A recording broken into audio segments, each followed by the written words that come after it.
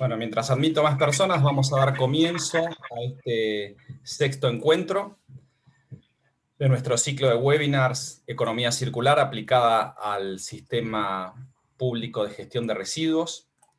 Y la temática de hoy se centra en la gestión social y las modalidades de inclusión de los recuperadores urbanos. Disculpen si en algún momento interrumpo porque estoy admitiendo gente que entra.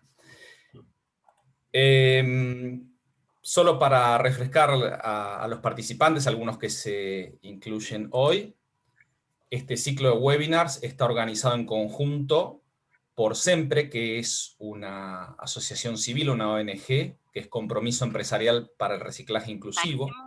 Si tienes una ciencia natural.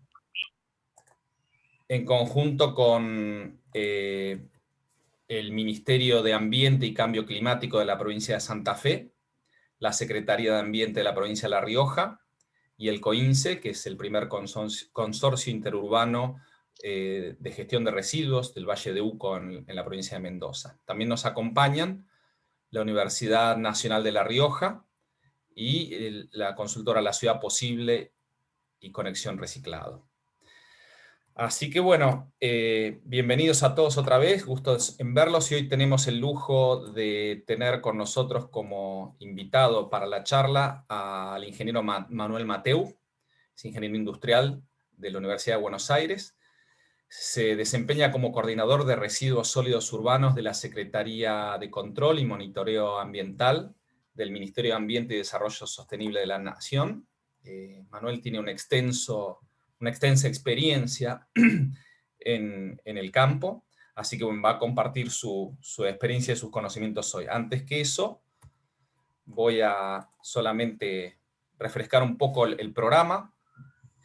Esta capacitación fue ideada para los departamentos, comunas y municipios de las provincias que antes les mencioné, con el objetivo de implementar políticas de economía circular. Disculpen un segundo que mi micrófono. Ahí estamos, si admito.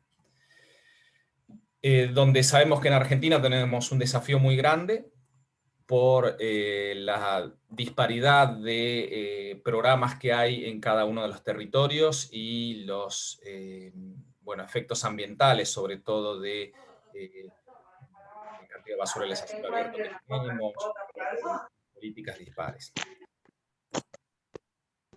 Voy a... Disculpen.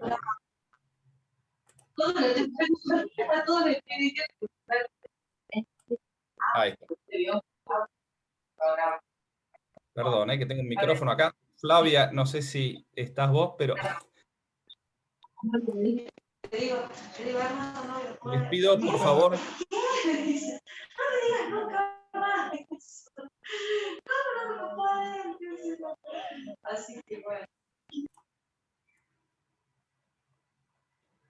Un segundito, disculpen.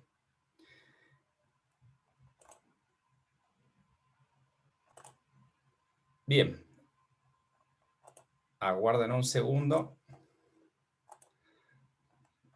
Las vicisitudes del Zoom. Bueno, recordando de dónde venimos, entonces, este programa de 10 webinars se inició el año pasado en noviembre, con un lanzamiento que hicimos en La Rioja, donde participaron en industria del reciclaje, y después hemos recorrido los distintos eslabones de la economía circular. Desde los modelos generales de gestión de residuos sólidos urbanos, la reducción de generación de residuos, compostaje, estrategias de disposición inicial, separación en origen, gestión de residuos domiciliarios y manejos de las plantas de clasificación.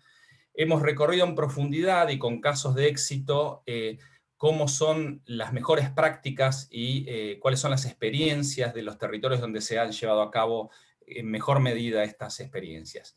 Y el día de hoy tenemos, como les lo presenté anteriormente, a Manuel Mateu, que nos habla un poco de la gestión social y todo lo que tiene que ver con la historia y los desafíos hacia adelante del trabajo y el rol de los recuperadores urbanos.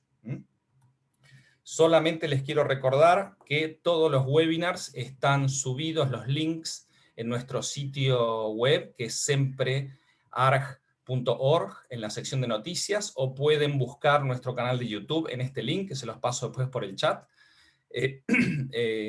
o buscar nuestro nombre en SEMPRE, Compromiso Empresarial para Reciclaje. Ojo, porque hay otros SEMPRES de otros países de Latinoamérica. Así que bueno, disculpen las desprolijidades del inicio, tuvimos problema con un micrófono ahí, así que presento a Manuel Mateu, solo para recordarles en este diagrama de la economía circular, que hoy vamos a estar hablando del rol de los recuperadores urbanos en el tratamiento y clasificación en las plantas, pero también en su rol en la recolección diferenciada o la recolección de los materiales reciclables en las comunas. Así que bueno, sin más preámbulo, vamos a dar inicio a la charla. Te doy, Manu, para que puedas compartir pantalla y te presentes personalmente.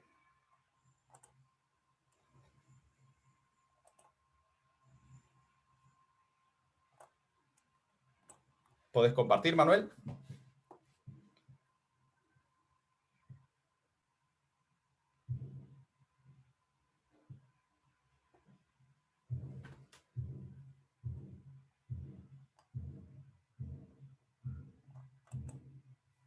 Y habilita el micrófono, no sé si estás. Sí. ¿Qué tal? ¿Cómo están? Muy buenos días. Bueno, un gusto estar acá. Muchísimas gracias, Sergio, por la invitación. Bueno, mi idea era hacer un pequeño repaso sobre algunas experiencias de inclusión social. Bueno, voy a hacer foco en el proceso de la Ciudad de Buenos Aires, que es el que más participé activamente, y en algunos otros del área metropolitana y algunos particulares en los que estamos trabajando en este momento.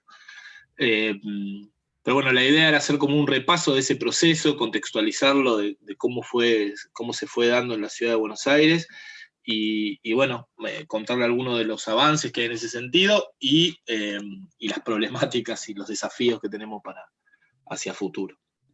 Así que bueno, yo entiendo que por ahí algunas de las cosas que voy presentando ahora ya las vienen tratando, así que las voy a pasar medio rápido porque entiendo que hay como una base de conocimiento en el marco del tema de residuos. A veces en otros ámbitos, por ahí yo hago una base sobre qué es economía circular, qué es economía lineal, qué son los residuos, pero entiendo que acá tenemos como hay una base porque vienen trabajando sobre el tema en estas jornadas y que además la participación es, bueno, de personas que están un poco en el tema, así que bueno, hay algunos filminas que las voy a pasar más rápido.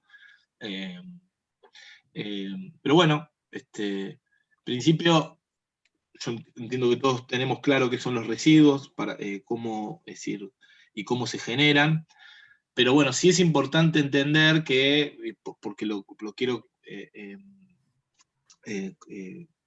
enlazar con algo con lo que vamos a charlar después, es que bueno, hoy para nosotros los residuos son planteados como cosas que carecen de valor, y ese carece de valor depende del ámbito donde esto se plantee, ¿no? Y cuando hablamos de los recuperadores, no es un concepto que no tenga sentido o redundante, porque para lo que una persona o para un vecino es algo que carece de valor, para una persona que pasa con un carro por la calle, o con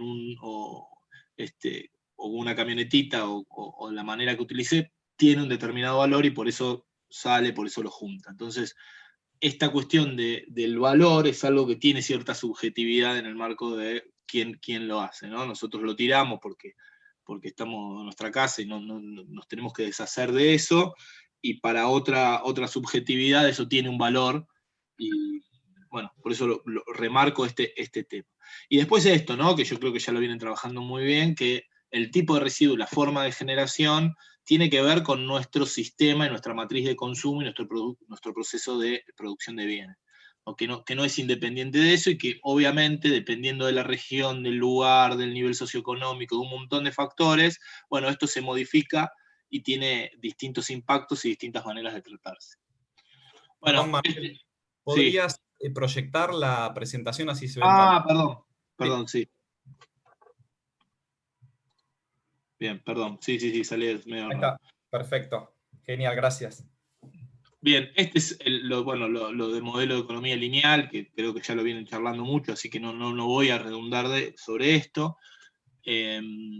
Hoy los modelos de economía lineal generan y tienen como consecuencia, bueno, el crecimiento y la saturación de los rellenos sanitarios, la disposición en rellenos sanitarios, en el mejor de los casos, donde los residuos se disponen de manera controlada, con el control de algunas de las variables, diría semi-controlada, porque la operación de un relleno también tiene sus complejidades y requiere de su expertise, y bueno, a veces la operación no es del todo la correcta, pero digamos, en el mejor de los casos, nuestros modelos de economía lineal terminan con un enterramiento en relleno sanitario, o en el peor, en una disposición en basurales a cielo abierto, o directamente, bueno, en cursos de agua, o en lugares todavía más dañinos que un pozo en la tierra.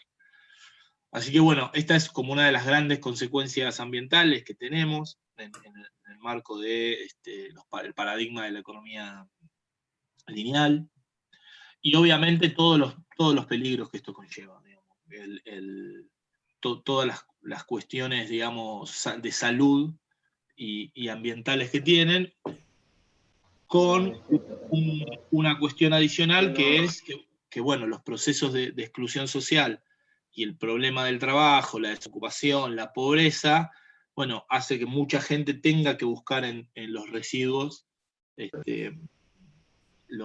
su sustento, ¿no? Que ahora vamos a ir más sobre ese tema.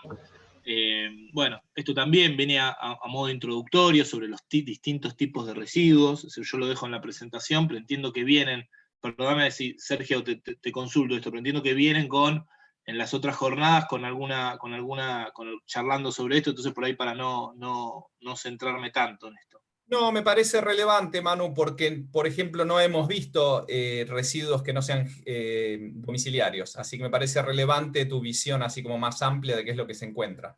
Sí, bueno, para entender, bueno, en términos de lo que es la generación de residuos, los tipos de residuos generalmente están, bueno, tenés los patológicos, los médicos, todo lo que tenga que ver con eso, los residuos industriales, los agrarios, los residuos radioactivos que tienen tratamiento especial, y lo que nosotros por ahí vamos a charlar más específicamente son los residuos sólidos urbanos, ¿no? Que es, digamos, donde generalmente los recuperadores y los cartoneros, cartoneras, que se toman distintos nombres, buscan sus materiales para poder sobrevivir.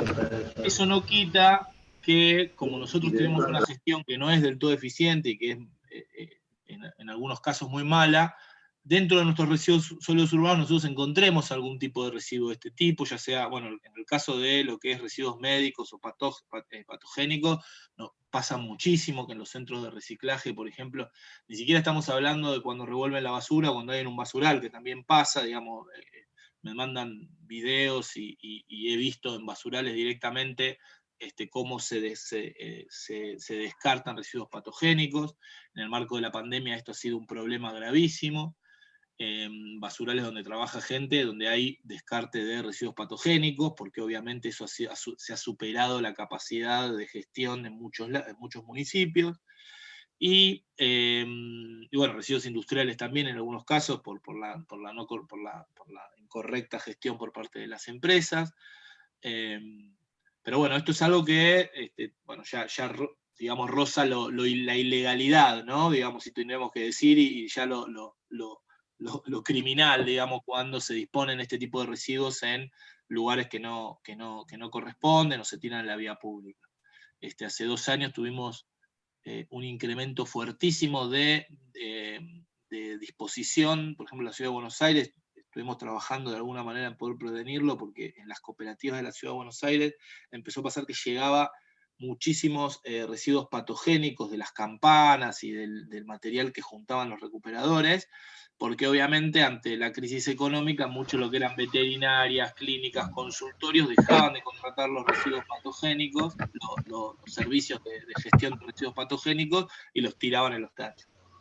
Así que bueno, esto generó un gran problema que tuvo que ir resolviendo. Pero bueno, cuando hablamos de residuos sólidos urbanos, estamos hablando de los residuos que generan los vecinos, residuos voluminosos, residuos de poda, construcción, todo lo que tenga que ver con el barrido, y el domiciliario, ¿no? El que genera cada vecino. Ese sería como el marco del residuo sólido urbano.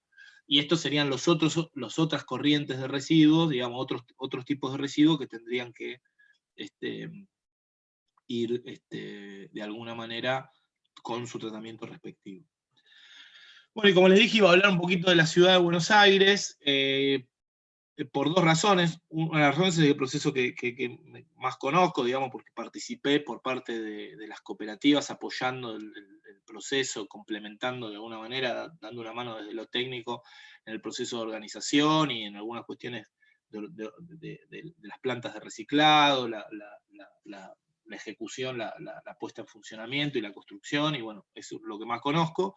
Y por otro lado, porque bueno, es la ciudad más grande que tenemos en la Argentina, entonces hay que de alguna manera entender cómo fueron afrontando y cómo se fue resolviendo este conflicto, estos distintos problemas que fue llevando la gestión de residuos, para lo cual además, que han también implementado mal, bien, con luces y sombras, un sistema de inclusión social de recuperadores, con muchos años de discusión y sobre el tema, y con muchos actores involucrados, pero bueno, mal o bien han llevado un proceso de incorporación de los recuperadores urbanos en el sistema de gestión de residuos. Y ahí yo siempre en la facultad y en algunos lados cuento un poquito hago un pequeño repaso, que no sé si ya lo hicieron acá, de cómo se fue modificando la gestión de residuos en la Ciudad de Buenos Aires. Y la divido en 4 etapas. Esta primera etapa donde la basura no era un problema, ¿no? Desde en su fundación y al principio de la conformación de la Ciudad de Buenos Aires, primero porque el residuo principalmente orgánico estaba vista solamente como un tema estético, digamos, la basura directamente se tiraba en la calle, no es que había una gestión o en el patio, se tiraba, no es que había un lugar específico donde se dispusieran los residuos, era solamente visto como un problema estético. Y esto se empieza a modificar de alguna manera, y es interesante que nosotros lo estudiemos en este marco, a partir de la aparición de distintas epidemias, ¿no? Y cólera, tifoidea, fiebre amarilla, empieza a aparecer de alguna manera el problema de la basura, porque transmitía enfermedades, porque se generaba un problema de salud, un tema sanitario con respecto a las basuras. Y también en ese marco y en ese momento, entonces empieza a pensar que tiene que haber algún tipo de gestión. Es importante también entender que el tema de la basura también configura algunas cuestiones sociodemográficas de distribución de la ciudad de Buenos Aires. Yo no tengo ahora la fecha exacta, pero por el 1800 hay una migración de alguna manera de las partes más pudientes de la ciudad de Buenos Aires hacia el norte, vinculado a estas epidemias. Y la basura va al sur, ¿no? Digamos, es como que ahí es donde se empieza a configurar de alguna manera algún sistema que dice, bueno, ¿dónde vamos a tirar la basura? Porque esto es un problema, y empieza a haber lo que se llama una puesta en funcionamiento de algún sistema de la municipalidad y alguna especie de sistema municipal, ¿no? Con carros recolectores, y que empiezan a disponer la basura en algún espacio. Aparece el vaciadero municipal en 1870, y también empiezan a aparecer también esta disposición, digamos, sociodemográfica de los barrios marginales. Los barrios más pobres van hacia el sur, y las clases, digamos, más pudientes de la ciudad de Buenos Aires hacia el norte. Y ahí aparece la primera referencia a los cirujas, que en realidad es lo que se le llamaba el huesero, que tomaba, ahora, es decir, lo que recuperaban eran los huesos de los animales. El nombre ciruja proviene... Esto lo escuché de otras personas, no tengo la referencia, pero igual me parece interesante como concepto. Proviene de la palabra cirujano, porque tienen que hacer una tarea de alguna manera, extracción del hueso, ¿no? Tenía cierta expertise. Y bueno, después ahí lo que viene es, con el incremento de la población, las famosas quemas, para disminuir ese volumen de esos residuos. ¿no? Que van a lo que es el vaciadero municipal. Entonces, hasta esta segunda etapa lo que teníamos era una gestión, por lo menos de una recolección municipal, a través de estos carros recolectores a caballo, y algún lugar de disposición, que era el vaciadero municipal, y después la quema de esto, que es bueno, la zona de la quema, lo que se llama la quema, donde está la cancha de Huracán y toda la zona de Parque Patricios, que se llama la quema de manera así cariñosa, tenía que ver con que ahí se disponían los residuos y se quemaban los residuos. Y bueno, a partir de este problema hay una tercera etapa, ¿no? Con el incremento de los residuos, el incremento de la población, y también para intentar disminuir las cuestiones, los problemas sanitarios que producía la basura, aparece lo que es a final del siglo XIX el método científico, que era la incineración completa. Lo que se dice, bueno, se arman como hornos, todavía hay en distintos municipios y en distintas zonas de la ciudad lo que se llaman estos hornos, que son como unas torres donde, bueno, se metía toda la basura, se quemaba, y bueno, de esa manera se eliminaba de alguna manera la basura. De por sí también, todavía hoy en la ciudad de Buenos Aires, cuando se empiezan a hacer los primeros edificios, se los construía con un incinerador, es decir, si vos vas a unos edificios viejos de la ciudad de Buenos Aires, se ve como una puertita que se abre en esos lugares que están en los pasillos, y eso se tira a un horno que hay en el subsuelo, y ahí la basura se quemaba y salía por una chimenea que tenía el edificio. Todavía hay edificios que tienen no se utiliza este sistema porque después se prohibió, pero uno ve la puertita, va abajo y se ve, está el horno. Yo viví un tiempo en un edificio que todavía tenía ese sistema, ¿no? Lo podías ver como si fuera una pieza histórica, digamos, una reliquia de este tipo de gestión de los residuos. Y aparece ahí, bueno, la gran usina, que son esos grandes hornos que se arman para quemar, ¿no? Y bueno, en 1945 hay una especie de reconocimiento de los recuperadores como jornaleros municipales, después eso se elimina. Pero bueno, todo lo que cuando empieza a crecer mucho la población, bueno, toda esa incineración también empieza a generar problemas, emisión de CO2 y el hollín principalmente, que era como el problema que se veía en ese momento. Y obviamente con el crecimiento poblacional, muchos basurales, ¿no? Porque tampoco es que se podía quemar en cualquier lado. Y después aparece esta parte, como esta etapa ya más, esta cuarta etapa, a partir de 1978, donde se crea el SEAMSE, que es la Coordinación Ecológica del Área Metropolitana, que es una sociedad del Estado, que entre la Ciudad de Buenos Aires y la provincia de Buenos Aires, para gestionar los residuos del área metropolitana. Se crea el SEAMSE.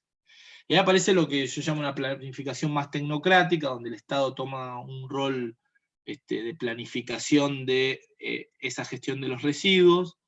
Se determina un único método de disposición, que es el relleno sanitario. Hay una prohibición específica sobre el cirujeo del reciclaje, ahora voy a contar por qué.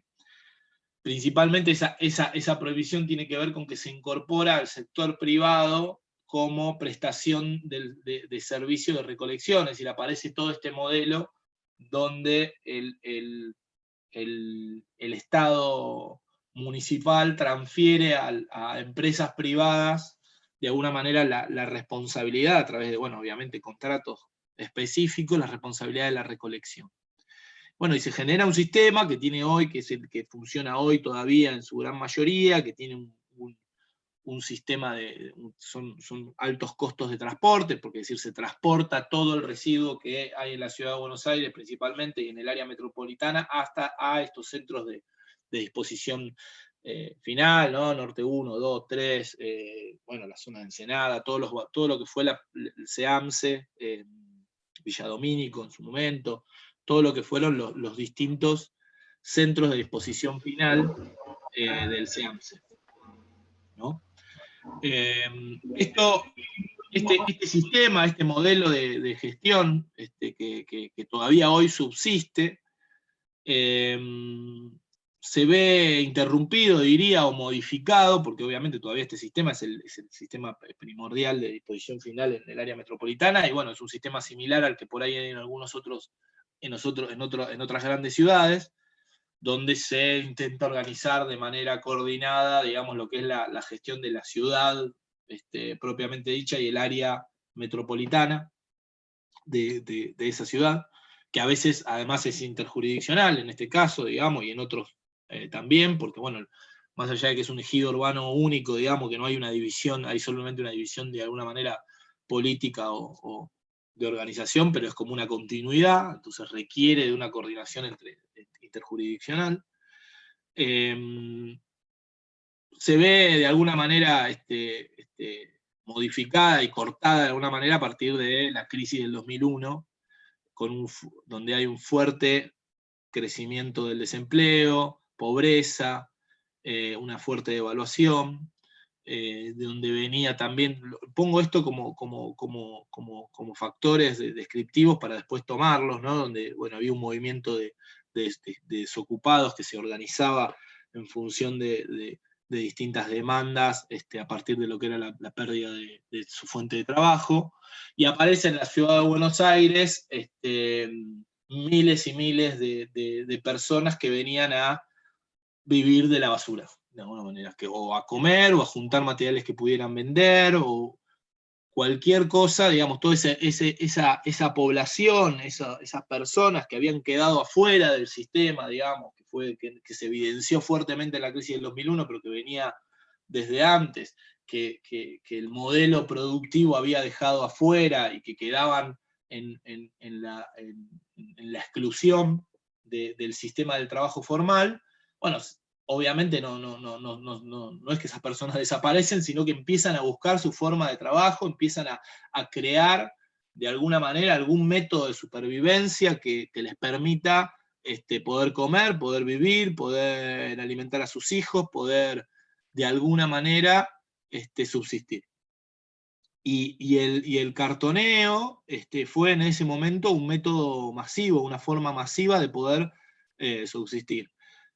Era un tipo de trabajo que se generaba, digamos, de manera muy, muy desorganizada, quizá, o bueno, alguien tenía un camión en el barrio, conseguían un camión en el barrio, era una organización que tenía que ver mucho también, provenían de los barrios. Bueno, yo qué sé, en el caso de Fiorito, Caraza, barrios donde la pobreza y la desocupación pegó muy fuerte, toda el área metropolitana, la Carcova, José Cepaz, todos los barrios de la provincia de Buenos Aires, y todo ese sector que se vio golpeado fuertemente por la crisis, bueno, buscaban en el barrio, alguno tenía un camión, yo conozco a uno, mi tío, alguien que entonces veían con un camión destartalado, que le alquilaban a uno, le pagaban una plata a cada uno, recogían, o mismo un galponero que les compraba el cartón, iba con el camión y les decía, bueno, digamos, había como un sistema informal que se empieza a generar, que se calcula que en el 2003, 2004, cuando hicieron algunos censos, habría aproximadamente 40.000 personas que venían todos los días a la ciudad de Buenos Aires a buscar sus recursos, digamos, y a parar la olla de alguna manera, juntando cartón o revolviendo la basura o buscando algo para poder vender en una feria. Entonces ese método de supervivencia súper desorganizado, bueno, el famoso tren blanco, es decir, como empiezan a venir en los trenes mucha gente con los carros, desde los trenes lo que hacen es poner furgones especiales, que es lo que se llamaron los trenes blancos, que venían temprano y se iban tarde a la noche, para que los cartoneros y cartoneras pudieran venir con los carros a trabajar, porque si no venían en los de transporte de pasajeros. Entonces, como no podían controlar eso, les ponían trenes particulares con furgones que venían con los carros no sé si tengo alguna foto por acá, ahí tengo una foto. Si lo ven, eso es la estación de tren, yo no sé si esto es Chacarita, la que va José Cepaz, no me acuerdo ahora bien cuál es, pero esto es una foto de cómo era una estación de tren en el horario donde los cartoneros se llevaban el material a la provincia, al lugar donde lo vendían. Bueno, y aparece bueno, a partir de esta crisis aparece, bueno, miles de personas que se vuelcan al trabajo del cartoneo. Estas personas que venían con la familia, es decir, no es que los niños venían a trabajar o que había un sistema de explotación infantil, pero lo que pasaba en su gran mayoría era que, bueno, como este trabajo se hacía de noche, se hacía aproximadamente a las 5 de la tarde hasta las 12 de la noche, 1 de la mañana, las familias venían con los pibes, digamos, venía el padre, la madre, o la madre sola, o el padre por ahí tenía una changa, o bueno, familias monoparentales, pero venían con los pibes. Entonces, lo que se veía en la calle y lo que se vio todavía hoy, ahora se ve todavía en muchos lugares y más fuertemente en función de la crisis en la que estamos, es que, bueno, venían con sus hijos. Y bueno, eso implicaba, como en cualquier familia que está haciendo una tarea, que los pibes también copiaran esta tarea, y entonces lo que veíamos era muchos pibes revolviendo la basura, como hoy también se ve, ¿no? Digamos. Pero bueno, esa fue la primera vez, por lo menos para mí, y creo que para mucha de la gente que vivía en la ciudad de Buenos Aires, que nos topamos con esa realidad, que la vimos, que nos tocó directamente, y bueno, más allá de que después hemos naturalizado eso, en el 2001 fue, por lo menos de mi perspectiva y de mi experiencia personal, la primera vez que lo vimos de manera masiva, ¿no? Este proceso donde vienen a la ciudad de Buenos Aires genera también un montón de conflictos, ¿no? Porque obviamente había un sistema medio mafioso de la policía, porque como esto estaba prohibido, bueno, había el que venía con el camión todo destartalado para que no se lo secuestrara, porque en 2001 estaba prohibido, estaba lo que era la ley Cacciatore, y no se podía tocar la basura desde que se ponía en la calle estaba concesionada en las empresas, entonces era como un delito, de alguna manera, revolver la basura. Bueno, generaba esto conflicto, esta ilegalidad puesta en estas normativas, generaba conflictos con la policía y con el gobierno, y entonces empieza a haber conflictos, les pedían coimas, bueno, empieza a haber, tener que tener conflictos con distintos, por ejemplo, en algún momento no los dejaban pasar por el puente, de Pompeya, bueno, distintas situaciones de conflicto entre este sector que venía a ganarse el mango y a subsistir con la policía, con el gobierno. Aparece no me acuerdo el nombre, pero era como una especie de esquema de la ciudad de Buenos Aires que les levantaba los bolsones. Bueno, la situación de trabajo en ese momento de los recuperadores era que, bueno, que debían pagar, digamos, ese transporte lo pagaban, porque obviamente había alguien que tenía el camión y que se los alquilaba por atraerlo. Obviamente no había ningún tipo de reconocimiento, ningún programa social que los involucrara, digamos, la política social aparece a partir del año 2002, 2003, los programas de jefe, pero no tenía ningún planteo en el marco de trabajar, los programas de jefe y jefa de familia. Y bueno, y hay también un conflicto con las empresas, por esto que decíamos, creo que el 2002 se modifica, las empresas cobraban por tonelada transportada, y bueno, había como una idea de que entonces le estaban robando el material que ellos tenían que transportar. Bueno, eso se modifica después, es decir, se pasa del cobro por tonelada, las empresas modifican los contratos a un modelo de zona limpia.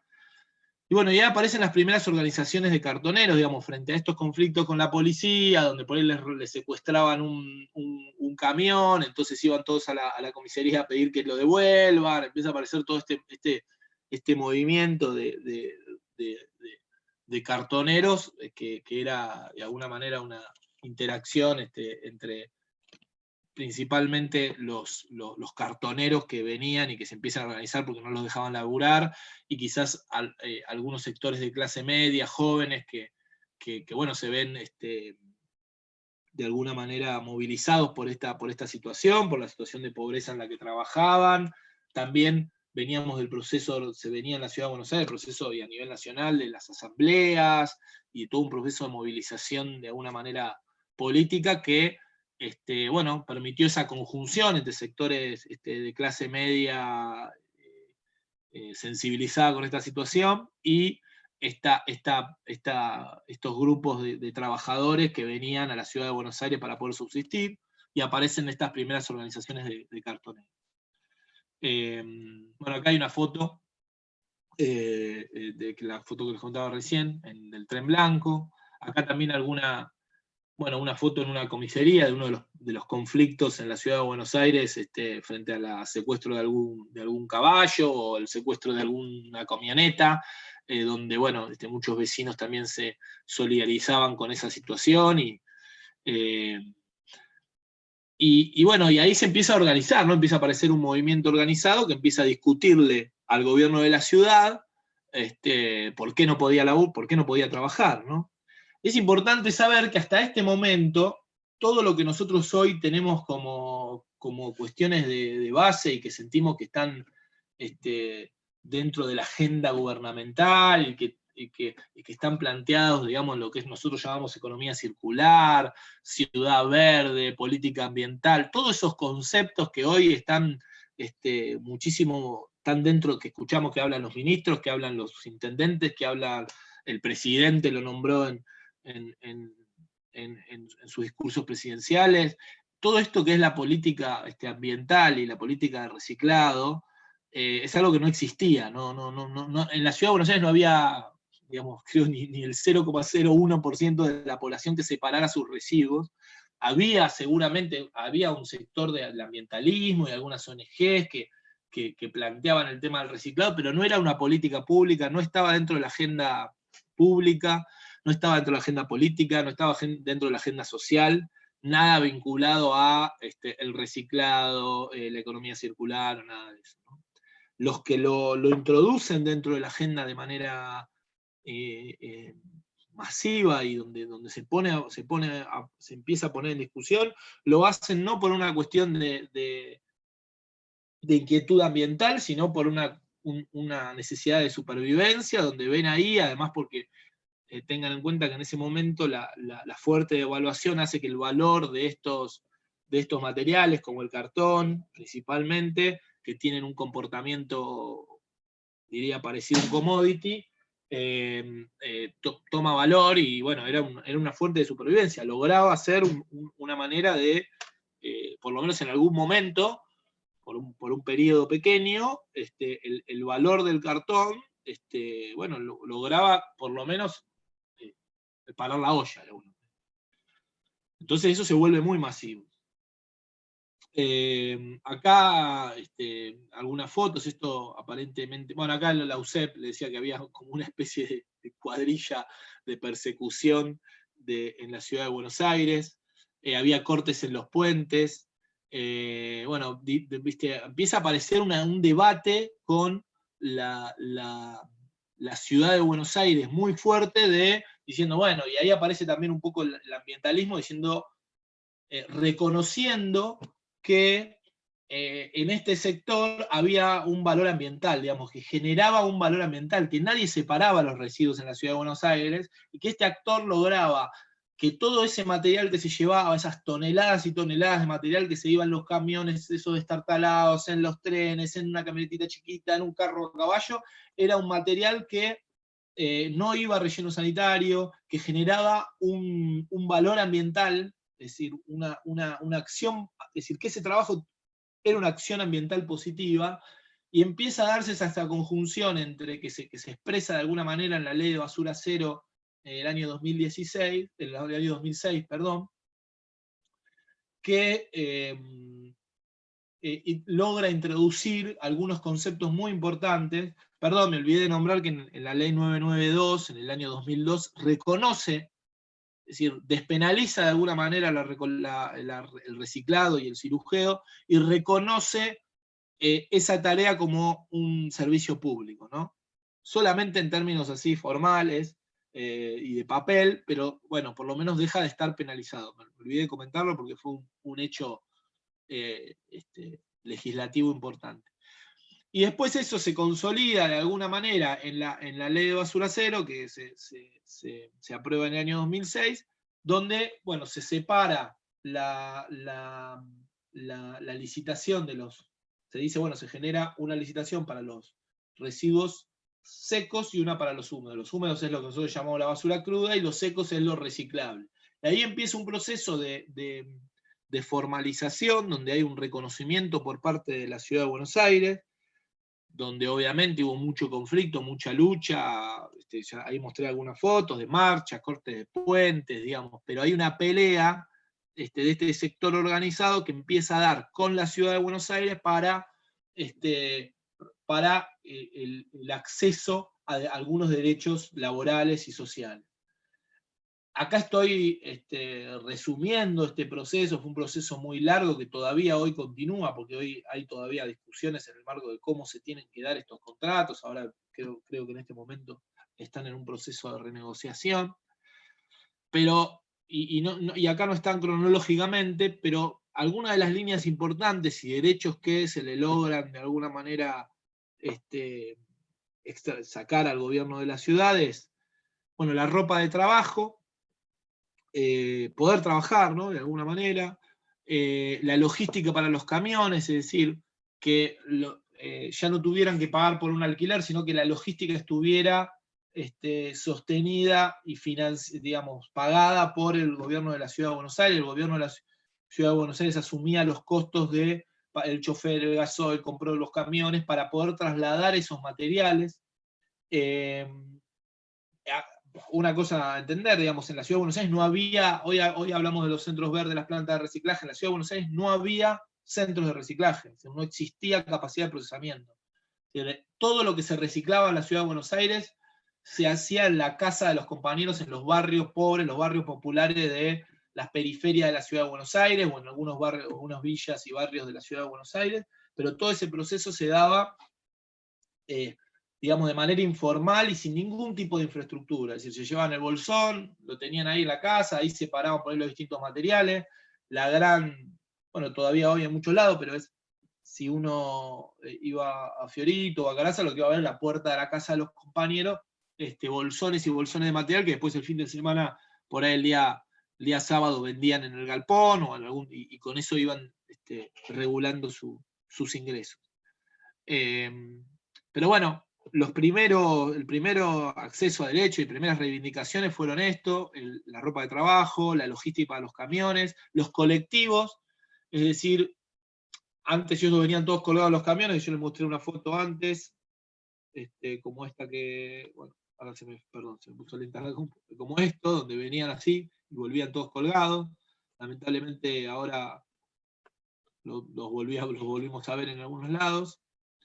Pero bueno, ahí ven una foto donde bueno, la Ciudad de Buenos Aires compra camiones, compra colectivos, le genera determinados convenios con las cooperativas. Ahora voy a hablar un poquito de cómo es ese modelo de convenios. Y después, bueno, genera, bueno, una de las primeras reivindicaciones son las guarderías, es decir, para que no vengan con los chicos a trabajar, porque como esto se hacía en un horario nocturno, y era muy difícil, es difícil conseguir escuelas y guarderías o jardines para los pibes en esos horarios. Lo que se conforman son guarderías especiales, específicas, nocturnas, que trabajaban de 5 o 4 de la tarde a 11 de la noche, donde podían dejar a los nenes y a las nenas, y ir a trabajar, y después el mismo colectivo que los traía, los pasaba a buscar, subían a los pies y iban hasta su casa. Este esquema es un esquema, fue muy novedoso en su momento, porque bueno, eran unas guarderías que recibían pibes desde 1 año hasta 13, 14 años. Ahora voy a contar algo que fue avanzando en ese sentido. Manu, te interrumpo un segundo justamente para destacar el rol de la mujer en todo este proceso, ¿no? Que ha sido y sigue siendo muy importante, ¿no? Sí, ahí va a charlarlo yo. Principal, a ver, si hoy uno va a una reunión de delegados, de delegadas, diría, de delegades por ejemplo, en la cooperativa Amanecer, va a notar que el 80-90% son mujeres.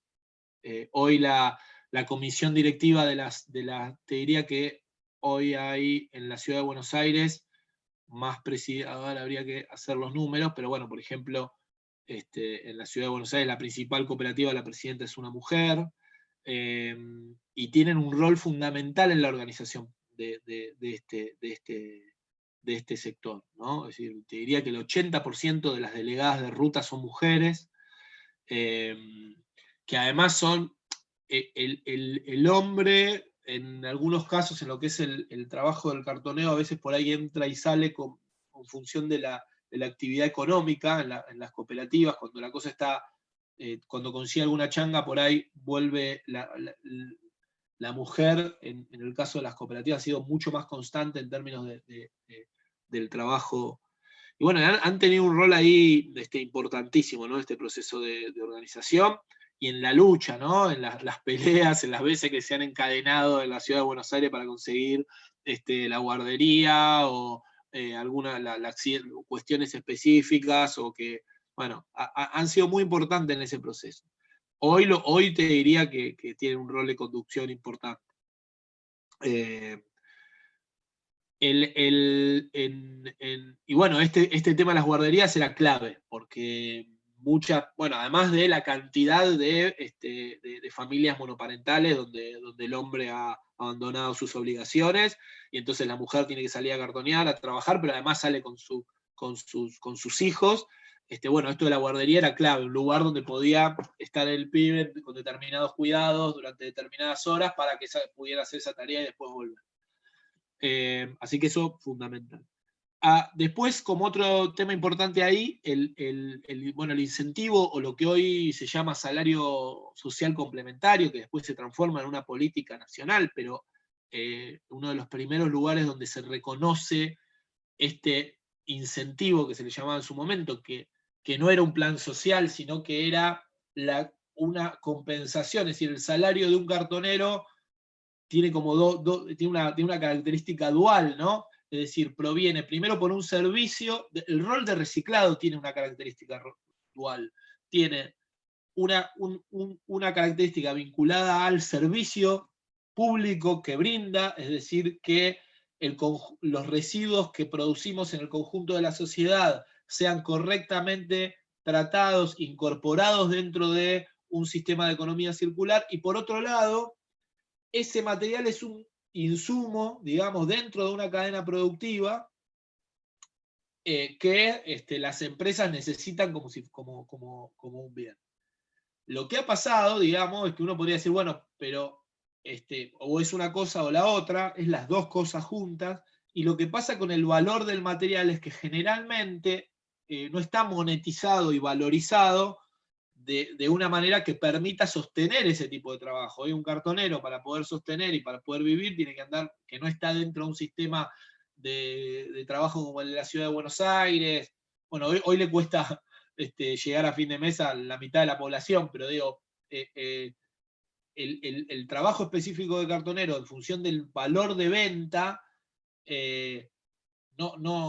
si no hay un cartonero que está de manera informal y que no está en ningún sistema y tiene que estar, yo qué sé, 10, 12 horas arriba de un carro para poder llegar a un salario mínimo tirando un carro o una canasta básica. Entonces, en este sentido, aparece esta idea de salario social complementario, que es, bueno, la sociedad, la comunidad, digamos, el Estado, tiene que reconocer ese valor, tiene que reconocer de alguna manera ese servicio y complementarlo. Si el mercado, a través de sus precios y todo no lo hace, bueno, lo tiene que hacer de alguna manera el Estado, porque además brinda un servicio público, que es que los residuos que no lo hacen las empresas privadas, no lo hace el Estado, sean de alguna manera gestionados de mejor manera. Entonces, este concepto de salario complementario, que después se extiende al resto de la economía popular, que hoy está de alguna manera hasta normatizado, hay programas específicos y tiene, bueno, en la ley de emergencia social se plasma específicamente como esto, es decir, es como el complemento a un salario, es decir, digamos, hoy todos los trabajadores de la economía popular tienen un trabajo, es decir, algo hacen, o hacen venta ambulante, o hacen trabajo comunitario, o están en un comedor, o reciclan, o están en un taller textil. Lo que pasa es que el mercado no valoriza eso, digamos, de una manera que permita subsistir, es decir, cumplen un rol social, por ejemplo, todo lo que tenga que ver con servicios de cuidado hoy, de chicos, de guarderías, de comedores, de tema adicciones, son tareas que hoy lamentablemente ni el mercado ni el Estado puede cubrir, digamos, y los cubre de esa manera. Aparece este salario social, que por eso digo, pero el primer antecedente de todo esto es en el reciclado, donde queda realmente claro que hay de alguna manera un valor social que el mercado no monetiza de alguna manera, ¿no? Bueno, este proceso termina con la organización de 12 cooperativas. Creo que tengo mal el orden de las fotos, perdón, pero ahora voy a mostrar algunas otras cosas, pero acá tengo bueno, ahora la busco, pero por ahí aparece después y vuelvo a retomar, pero este sistema termina con un esquema de 12 cooperativas que tienen contratos con la Ciudad de Buenos Aires, que permite, expolié toda la presentación, pero bueno, un contrato que tiene la Ciudad de Buenos Aires con todas estas cooperativas, donde cubre el salario mínimo, cubre un salario mínimo para cada recuperador, es decir, el salario mínimo lo paga el gobierno de la ciudad. El ingreso de todos los recuperadores tiene dos componentes: el salario mínimo que lo paga el gobierno de la ciudad en una tarjeta, en función del presentismo, y el gobierno de la ciudad toma lista en las distintas rutas, en los distintos centros de reciclado, y la venta del material, que es como lo que reciben por una venta colectiva, que ahora voy a contar cómo se realiza, que hace la otra mitad de alguna manera del salario, a cargo de la cooperativa, ¿no? La cooperativa tiene de alguna manera la comercialización de los materiales y con eso reparte entre sus asociados la otra parte del ingreso, ¿no? En la ciudad, esto es un esquema planteado para la cooperativa Amanecer. En la Ciudad de Buenos Aires hay 12 cooperativas, pero hay una muy, muy grande, que es el Amanecer de los Cartoneros, que es la cooperativa más, diría que es una de las cooperativas más grandes de Latinoamérica, que tiene 3.600 asociados. Te diría que es como una, digamos, si uno tuviera que pensar en términos empresariales y organizaciones, una empresa grande, digamos, no es una empresa, digamos, 3.600 personas que trabajan de manera organizada,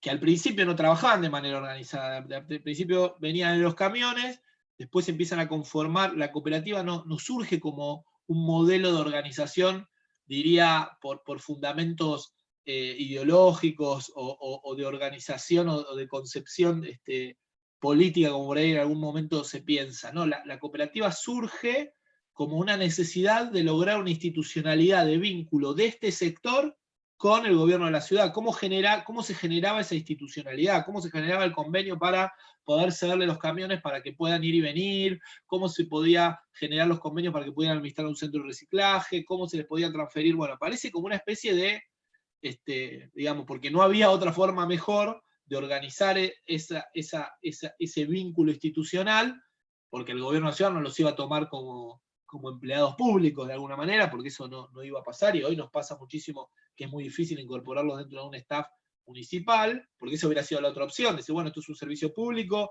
o los tiene que contratar una empresa, o los tiene que contratar el Estado para que lo brinden de manera. Bueno, eso lo que se encontró es este formato de cooperativa que permitía eso. Ahora, al principio, en este formato no se trabajaba de manera cooperativa, digamos. Lo que se hacía era, bueno, se cooperativizaban y se socializaban algunos recursos, los camiones, bueno, los choferes que manejaban los camiones eran gente que manejaba generalmente los camiones antes, entonces les pagaba un sueldo, se sociabilizaban algunos de esos recursos, pero la venta, por ejemplo, seguía siendo individual. Es decir, el cartonero se llevaba el cartón a su casa, lo tenía y lo vendía en un intermediario. ¿Por qué eso no pasaba? Y porque la Ciudad de Buenos Aires no tenía centros de procesamiento. Entonces, lo que empieza a aparecer, estos números que manejo acá es un gráfico que hice en su momento que planteaba el sistema viejo con el sistema nuevo. Hoy está todo incorporado en lo que es el sistema nuevo, es decir, con la construcción de los centros de reciclaje y los centros verdes, que se les llaman acá en la Ciudad de Buenos Aires, permitió que los cartoneros de la Ciudad de Buenos Aires, estos 6.000 que están más o menos incorporados dentro del sistema en las distintas cooperativas, no tengan que llevar el material hasta su casa. ¿Está bien? Entonces, el transporte se hace desde la calle, desde la recolección diferenciada que se hace en el puerta a puerta, ahora vamos a ir un poquito más sobre eso, hasta estos centros de procesamiento.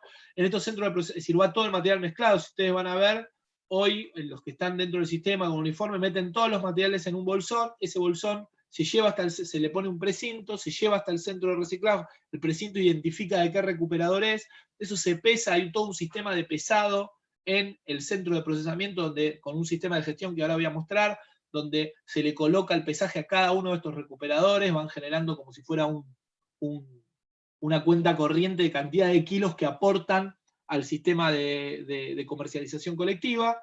Eso después se procesa en grandes plantas de procesamiento. En la Ciudad de Buenos Aires hay 12 centros de procesamiento que digamos, hacen la separación de este material y en algunos casos algunos procesos de valor agregado, y eso después se comercializa hacia la industria.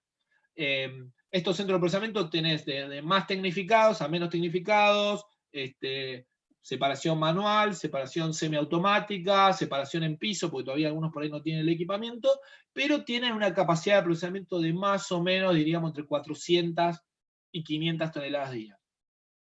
Cosa que no existía hace, te diría, 2-3 años. Digamos. Esto parece que es hace mucho, pero hace 2-3 años todo este sistema de reciclado de la Ciudad de Buenos Aires, el principal centro de procesamiento eran las casas de los compañeros, los barrios digamos, los barrios populares, digamos, la calle de Fiorito, la calle de Caraza, de la Carcova, de los barrios humildes de la periferia.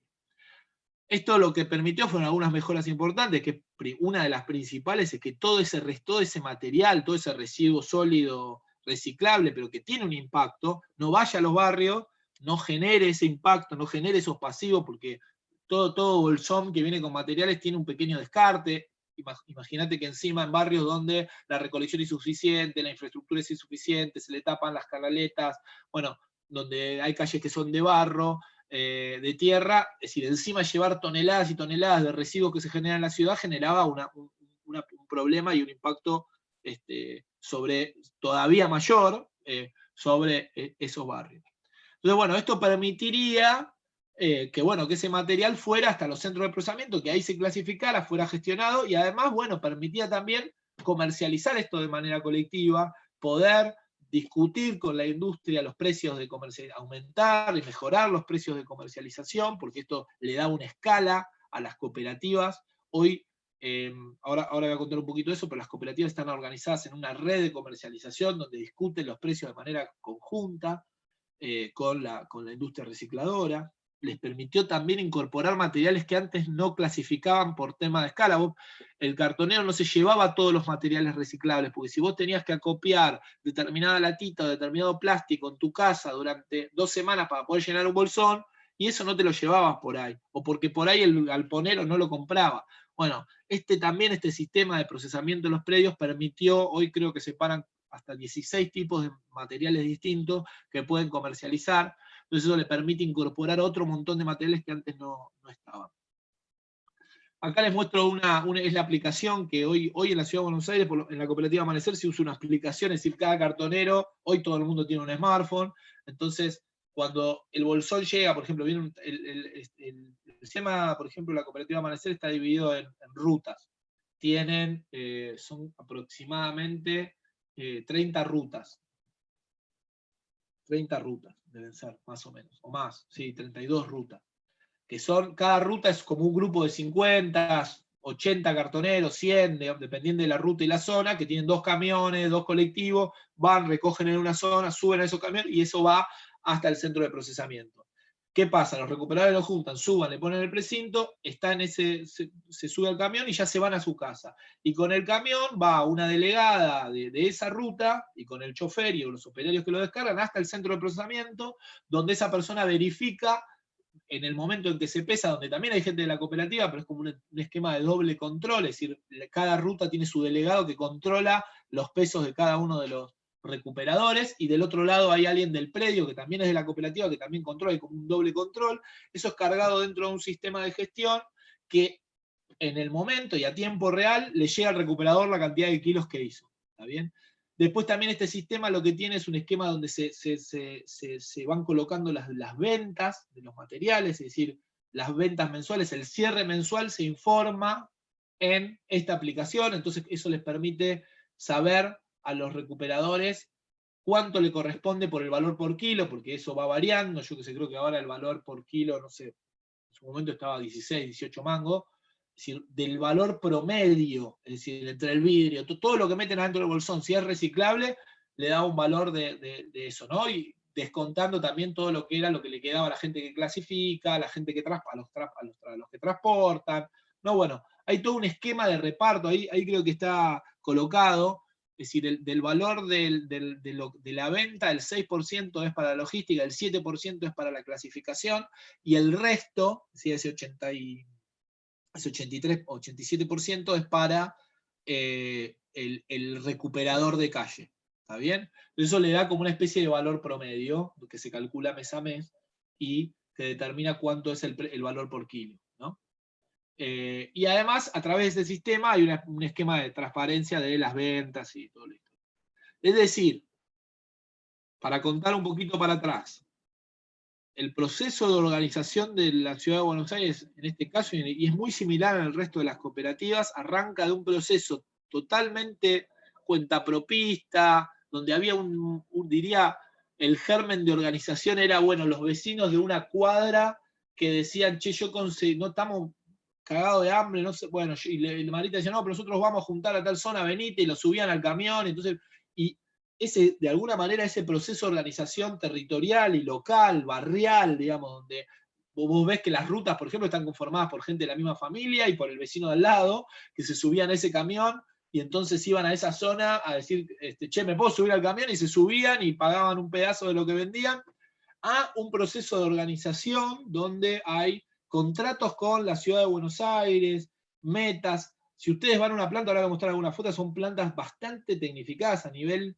te diría, latinoamericano. Por ejemplo, las dos plantas MRF, las 3 plantas MRF que están en la Ciudad de Buenos Aires, que son gestionadas por la cooperativa, donde manejan equipamiento de alta tecnología, está realizado por los mismos recuperadores, digamos. Son ellos los que gestionan la operación de esa planta. Obviamente con asistencia técnica, que además tuvieron que pelear, porque es decir, a la Ciudad de Buenos Aires le tuvieron que, las cooperativas, decir, queremos poder contratar técnicos, que ustedes contraten técnicos y vengan para poder gestionar esta tecnología. Pasamos a un sistema informatizado, totalmente bancarizado, es decir, hoy todo lo que cobran estos recuperadores, que es ahora vamos a ir sobre eso, está bancarizado. En este esquema, esto se sube a una nube todos los días la cantidad de kilos, hay todo un sistema de trazabilidad de lo que se vende, digamos, muy interesante este proceso.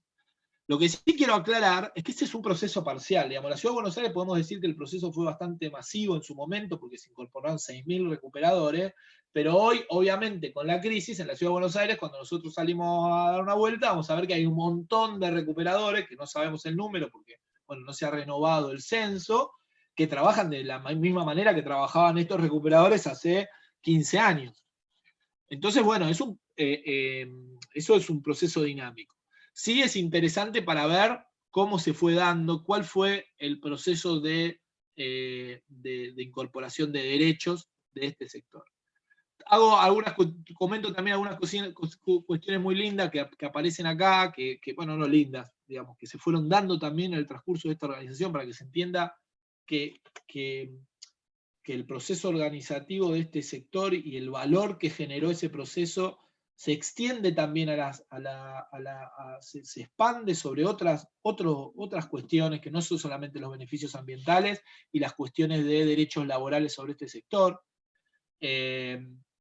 Ni hablar de que hoy en la Ciudad de Buenos Aires hay aproximadamente, estas cooperativas deben estar administrando comedores para aproximadamente entre 5.000 y 8.000 personas de la calle todos los días, es decir, hay una conciencia en este sector. Si ustedes van al barrio de Constitución, hay uno de los comedores más grandes de la Ciudad de Buenos Aires, donde comen aproximadamente 2.000 personas por día, se da en una de las cooperativas estas. El Álamo también tiene un sistema de bachilleratos y comedores comunitarios. Es decir, casi todas las cooperativas tienen además un rol social en los barrios donde trabajan, ni hablar en los barrios donde viven.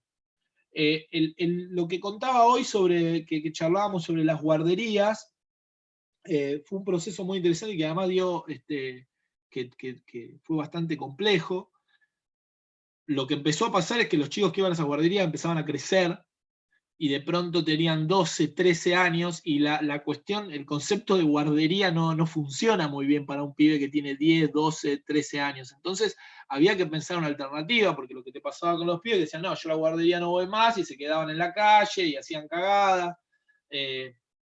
Bueno, ni hablar del problema de adicciones que tenemos, que hay que obviamente que es transversal a los distintos sectores socioeconómicos, pero que se expresa de manera muy violenta en los barrios a través del narcotráfico y de determinada también de desintegración social que se fue dando, donde la adicción y el sistema de consumo pega muy fuerte y genera impactos terribles. Pero bueno, con estos pibes jóvenes se pudo empezar a trabajar a partir de los que estaban en las guarderías en talleres de oficios, en distintas actividades que por lo menos ocupaban el tiempo, la cabeza, daban una perspectiva, generaban algún tipo de ámbito, ¿no? En ese marco se fueron dando un montón de proyectos muy interesantes, y surgió, bueno, se empezaron a surgir algunas unidades productivas. Esta es una que se llama Trascartón. Este es un espacio que está en Parque Patricios, donde muchos de los pibes que antes iban a las guarderías empezaron a formarse en oficios y empezaron a hacer productos. A partir de esos talleres empezaron a generar productos.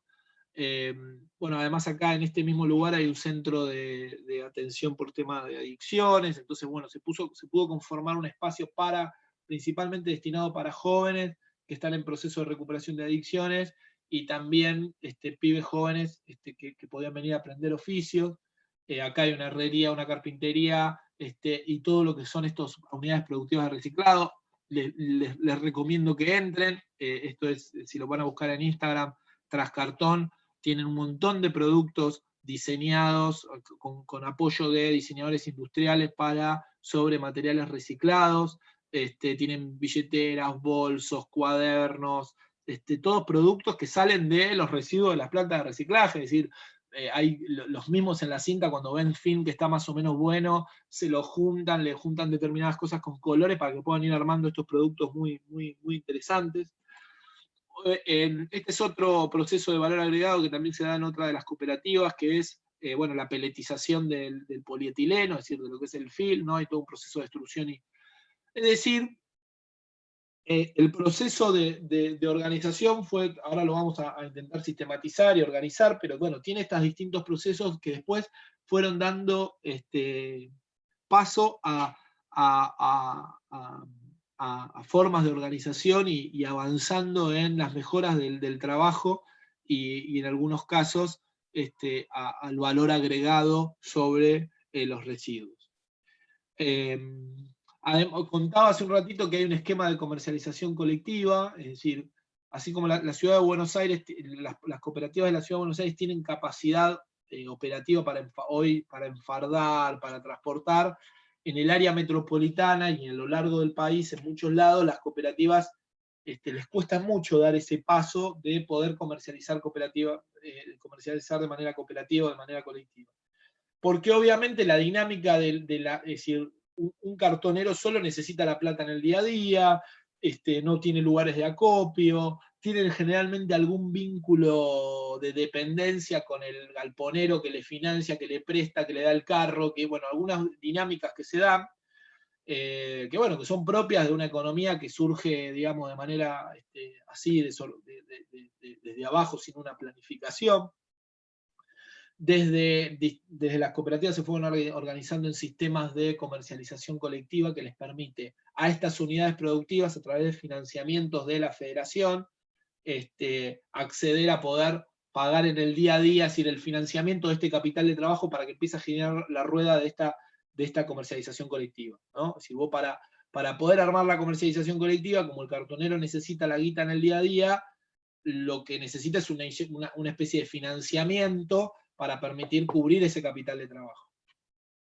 Así que bueno, todo ese sistema está armado. Hoy creo que hay aproximadamente 30, 40 cooperativas que están funcionando con este esquema, con camiones de la federación que recorren distintos lugares del país, viene material en el interior, vienen trenes, es decir, está avanzando un esquema de red de comercialización nacional que yo creo que es muy beneficioso para las cooperativas, pero también para las empresas, porque ordena, es decir, yo creo que a veces está el miedo de, bueno, la discusión mano a mano de precios. El sector de reciclado, digamos, tiene, en algunos casos son pocas empresas las que colocan los precios, pero la verdad que este esquema, y está muy atomizada la oferta, porque son muchos galpones chiquititos de galponeros, de esto, de lo otro, no es que tenés una oferta, si la demanda está un poco más concentrada que la oferta, entonces ahí tenés un problema de cómo se determinan los precios, ¿no?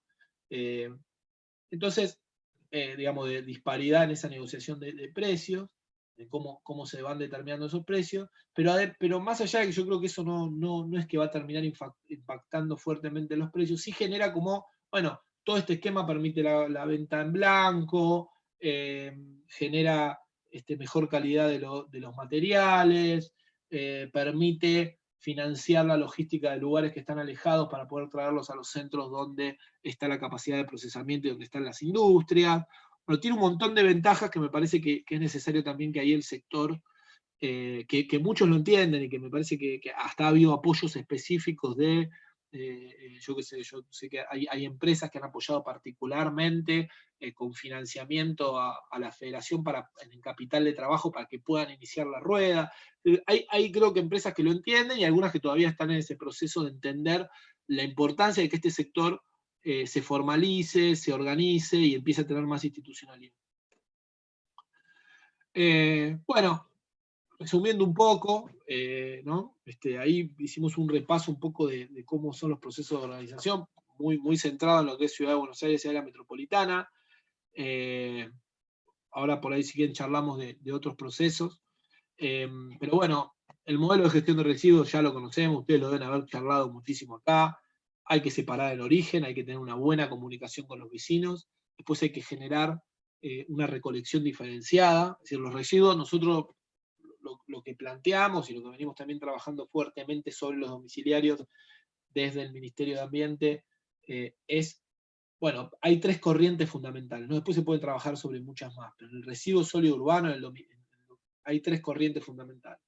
La corriente reciclable es esta que, bueno, hay una especie de normativa sobre colores, pero que en definitiva es los reciclables. Después por ahí en algunos municipios pueden elegir, dependiendo de la localidad, separar en más corrientes, pero es la corriente de reciclables, los orgánicos en la medida, y en esto también hay que analizarlo caso por caso. Nosotros lo que promovemos es que en los orgánicos se vaya separando primero los residuos grandes municipales, que pueden ser las podas, algún tipo de generación particular, mercados centrales, mercados de flores, mercados que por ahí son generadores particulares que te permitan tener una calidad del orgánico que te permita compostarlo, y en el medio está todos los orgánicos no compostables y los, diría, inorgánicos no reciclables, ¿no? Pero digamos, obviamente que eso después puede haber otras separaciones, tener los áreas, pero digo, en el residuo digamos, de gran volumen de los residuos sólidos urbanos, estas 3 corrientes para mí sintetizan. Después se puede ir desagregando más todavía.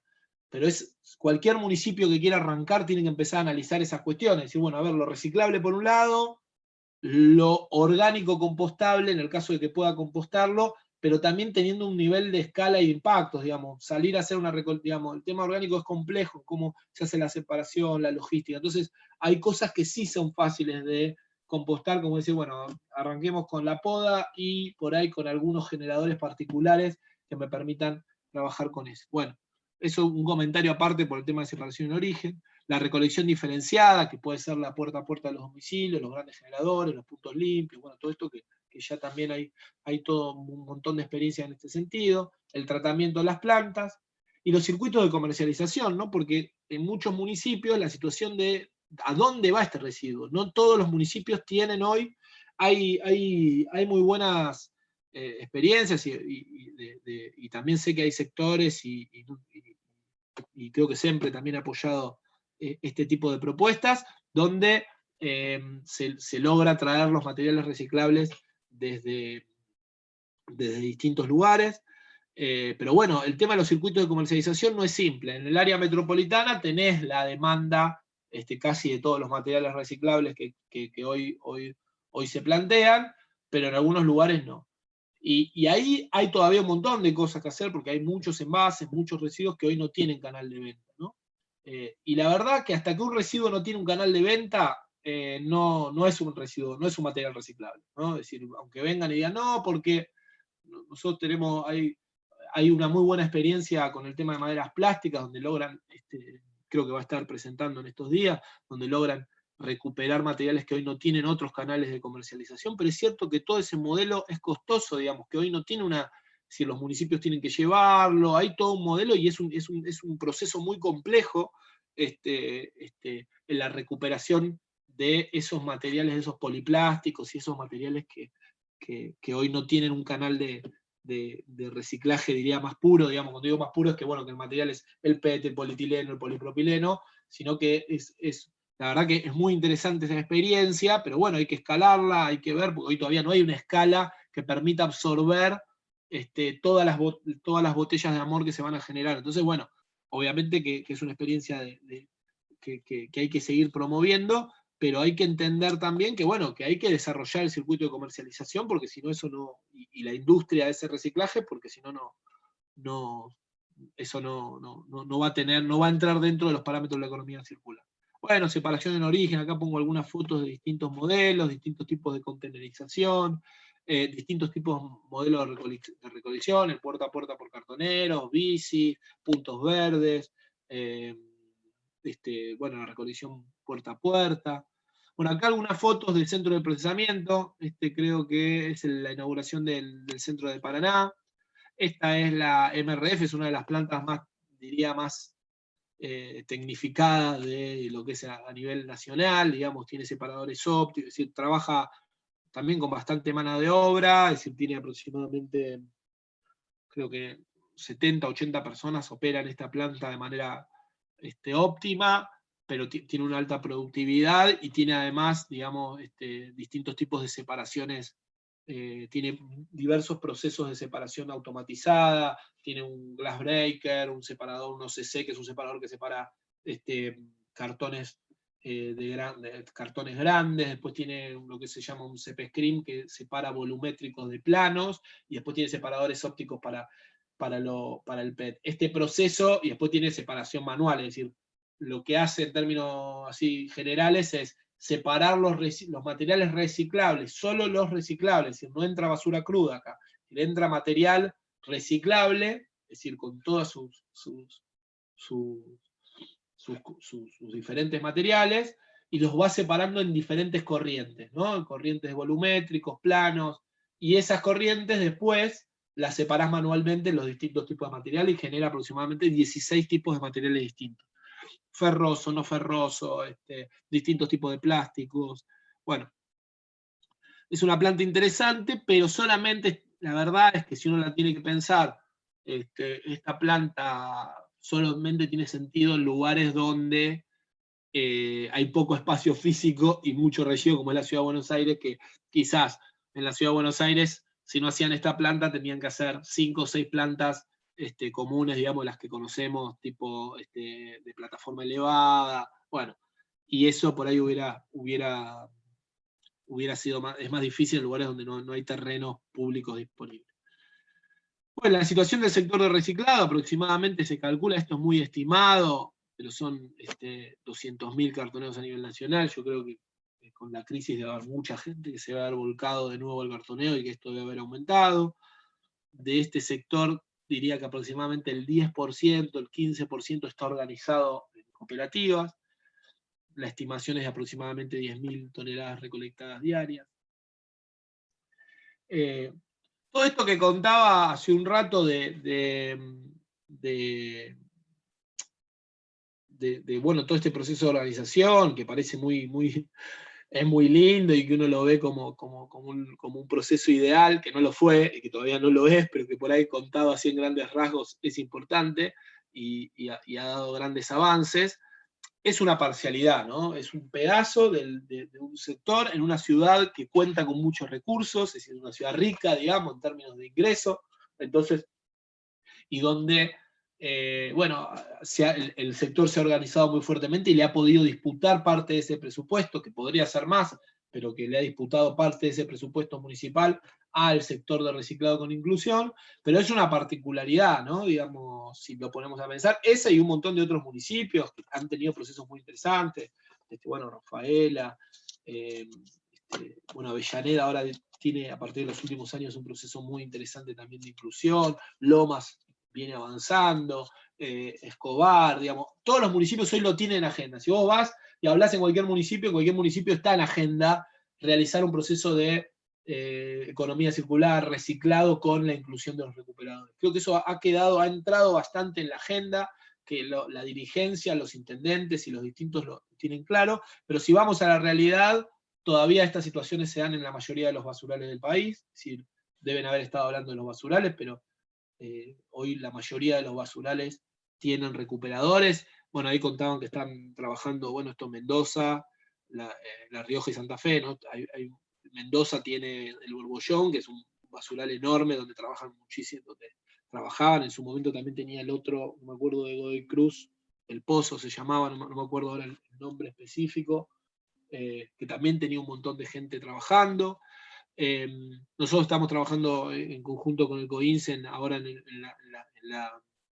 lo que es el proyecto de Tupungato, Tunuyán y San Carlos, donde en el de Tupungato hay gente trabajando, es decir, son 13, 14 familias, pero hay gente que trabaja ahí. Así que bueno, esta situación que yo planteo de incorporación todavía falta muchísimo que recorrer. Todos los municipios tienen ahí un desafío muy importante. Sabemos que no es fácil para los municipios financiar esto, porque más allá de que pueda llegar a venir un proceso de inversión o de un financiamiento internacional, por ejemplo, como es el caso, después hay que sostener eso. No es barato gestionar los residuos de manera correcta, digamos, hay una fantasía de que si vos tenés los recursos, tenés la inversión, después eso no es tan así, digamos, no es tan así.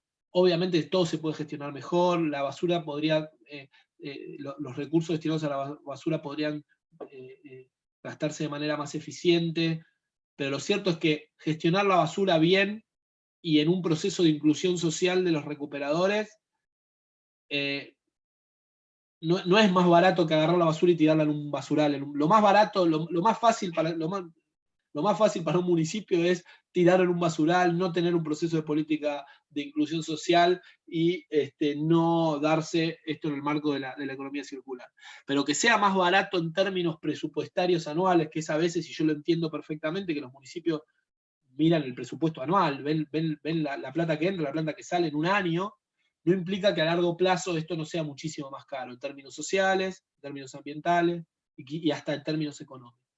Entonces, hay que poder salirse de esa visión. Entiendo que es muy complejo porque un municipio tiene que gestionar con los recursos que tiene, pero hay que encontrar los mecanismos. Ahora por ahí voy a intentar por lo menos entrar en esa discusión de cómo se financia esto, cómo logramos que esto sea un sistema sostenible en el tiempo, que no sea solamente para las ciudades ricas que puedan mostrar que tienen una política en este sentido, como la ciudad de Buenos Aires, y sea algo que pueda ser implementado a nivel nacional y se puedan generar recursos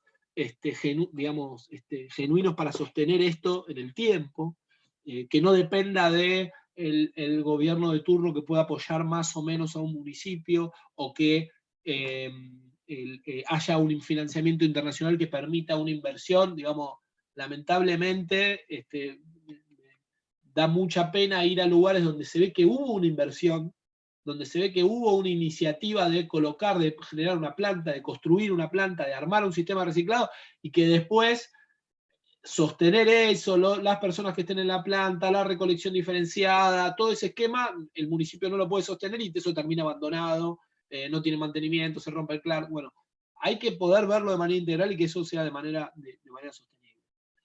Les spoileo algo.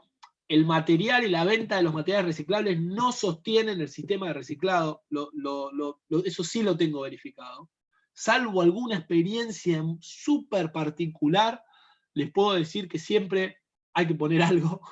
Entonces yo sé que ahí es cuando los intendentes y los funcionarios se agarran la cabeza y dicen, ¿pero de dónde querés que saquemos para armar esto? Bueno, hay que buscarle la vuelta. Yo voy a tirar algunas alternativas. Pero bueno, hay que por lo menos entender que desde ahí se parte.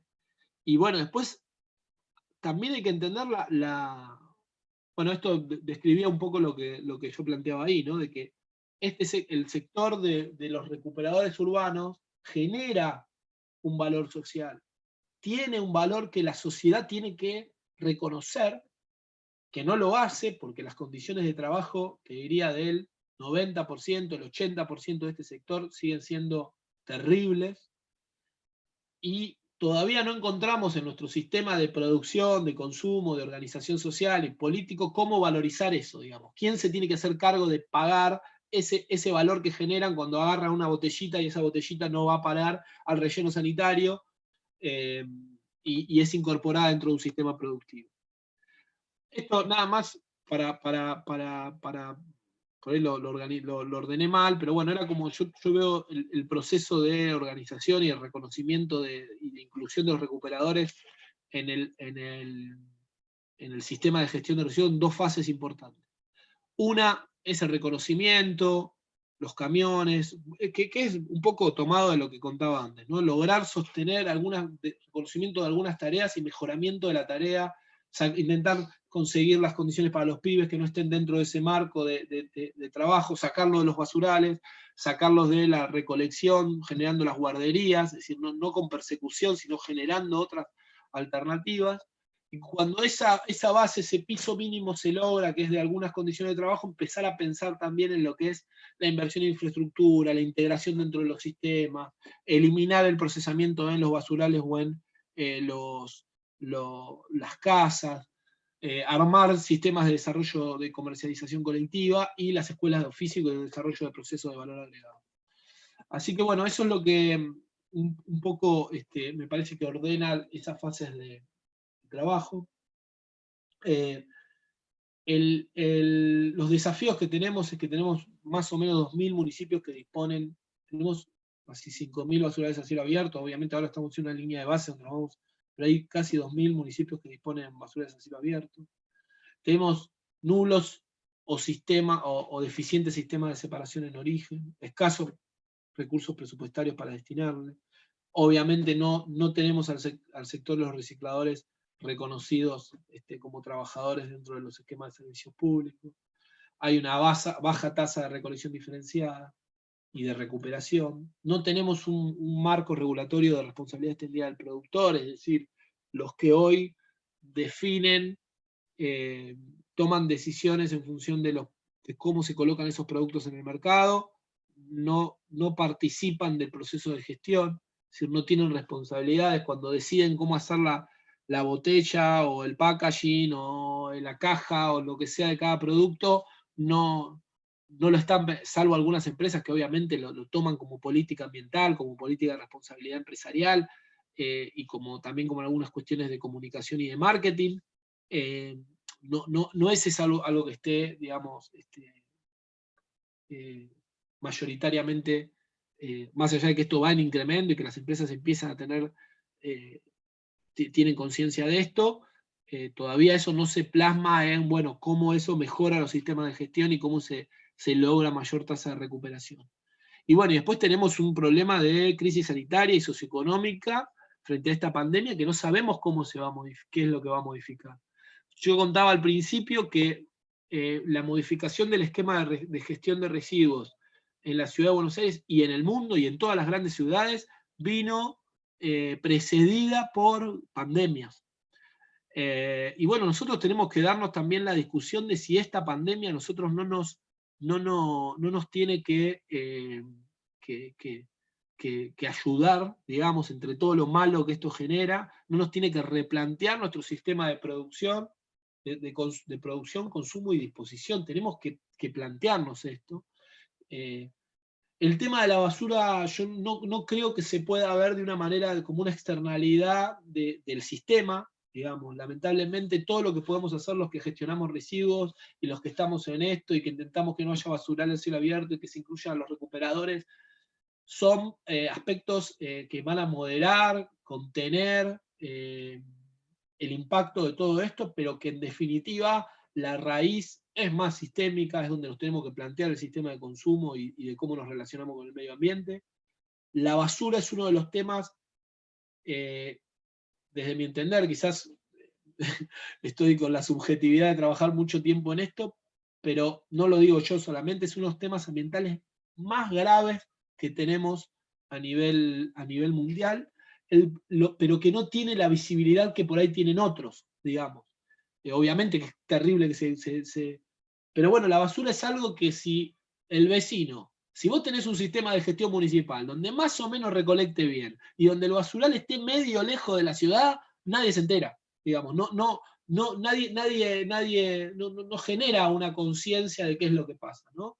Entonces, bueno, eso, y nosotros entendemos las necesidades de los intendentes de poder gestionar, de ganar elecciones, de poder tener, poder seguir, digamos, gestionando y de cumplir las demandas de los distintos, los vecinos, pero bueno, hay que ponerlo en la agenda, porque también dentro de las partes de los funcionarios tenemos que poder mostrar que esto es un problema. La sociedad lo toma y yo creo que todavía la sociedad está todavía por arriba de la política. Pero lo cierto es que si uno lo ve en términos masivos, si vos tenés una buena gestión y la ciudad está limpia, y si tenés un basural medio lejos, nadie te protesta mucho sobre el tema de la basura. Y así es donde hemos llegado a estas situaciones graves, y la verdad que es un tema grave en términos ambientales, y tenemos que darle una vuelta importante, entendiendo que tiene que ver con nuestro sistema productivo, tiene que ver con nuestra matriz de consumo, y que también hay que afectar a eso para que esto se modifique, si no vamos a seguir teniendo. No va a aparecer hoy una tecnología mágica que nos resuelva el problema de la basura. Esto es así.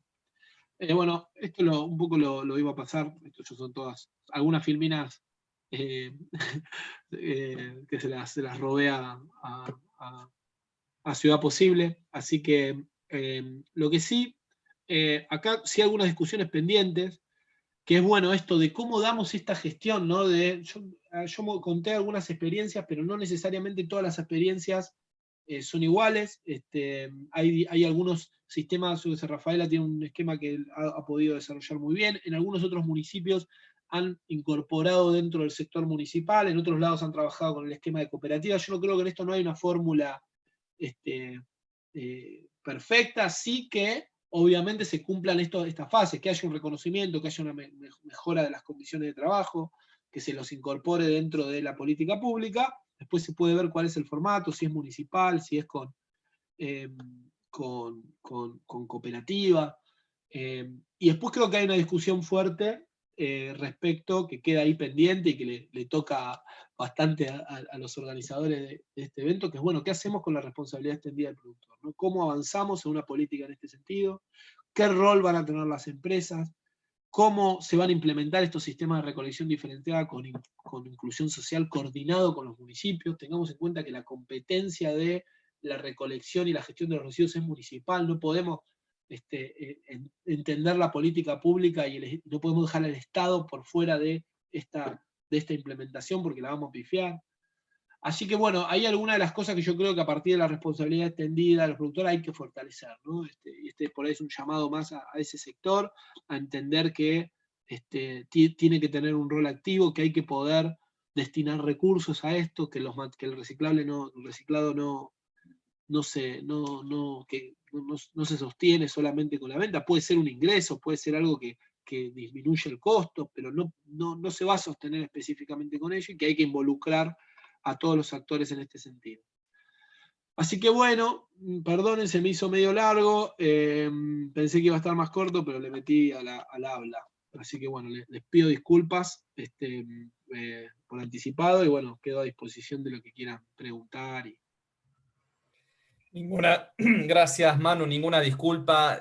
Me pareció que con tanta pasión y tanta experiencia que estás compartiendo no valía la pena interrumpirte, así que si nos extendemos en el tiempo, bienvenido sea. Sí, te voy a invitar a vos y a los participantes a un debate. Hay puntos muy importantes que vos mencionaste acá. Voy a buscar una de las preguntas que justamente hablaba de si este tema de los subsidios a los recuperadores, si hay algún enfoque nacional, ¿sí? Y creo que lo fuiste respondiendo un poco, pero valdría la pena aclararlo. Sí, a ver. Yo tengo, esta es mi primera experiencia en el Estado, digamos, con un rol que tengo en la coordinación de residuos sólidos urbanos. Nosotros estamos intentando integrar las distintas herramientas que tiene el Estado Nacional con este tema, ¿no? Que por ahí algunas hasta están en distintos ministerios, Ministerio de Ambiente, Desarrollo Social, algunas cosas están en obras, digamos, en obras públicas, digamos, el Estado en esto, bueno, tiene sus cosas también de cómo está organizado y cómo tenemos que lograr que todas las herramientas del Estado lleguen a esto. En términos nacionales, ¿no? Lo que hay un programa muy interesante en desarrollo social, que es el de lo que decíamos de salario social complementario vinculado a los potenciar trabajo, que una de las líneas específicas que trabaja es la de reciclado, es decir, hay programas específicos del potenciar vinculados a reciclado, que incluyen subsidios, el salario social complementario para los trabajadores que estén dentro de estos sistemas integrales, que la idea es trabajarlo en conjunto con los municipios, pero que Desarrollo Social puede trabajar con los municipios o con las cooperativas, donde bueno, se presenta un proyecto de mejora, donde bueno, los recuperadores que están en ese marco cobran un salario social y además tienen algunos fondos para infraestructura, insumos, uniformes, elementos de protección. Entonces, sí hay, si vos me decís a mí, para mí tendría que ser más masivo todavía, pero hay programas específicos.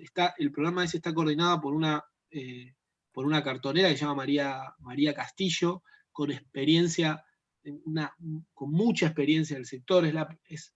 Te diría, es la primera vez que hay una persona que está coordinando un programa de estos y que proviene del sector, es decir, que conoce la problemática de los recuperadores, que ha vivido esa problemática, que ha cartoneado durante muchísimos años de su vida, que conformó una cooperativa enorme y hoy está ocupando un rol de función pública, para mí aportando elementos muy, muy valiosos, porque es la perspectiva que muchos de nosotros no podemos tener desde la función pública.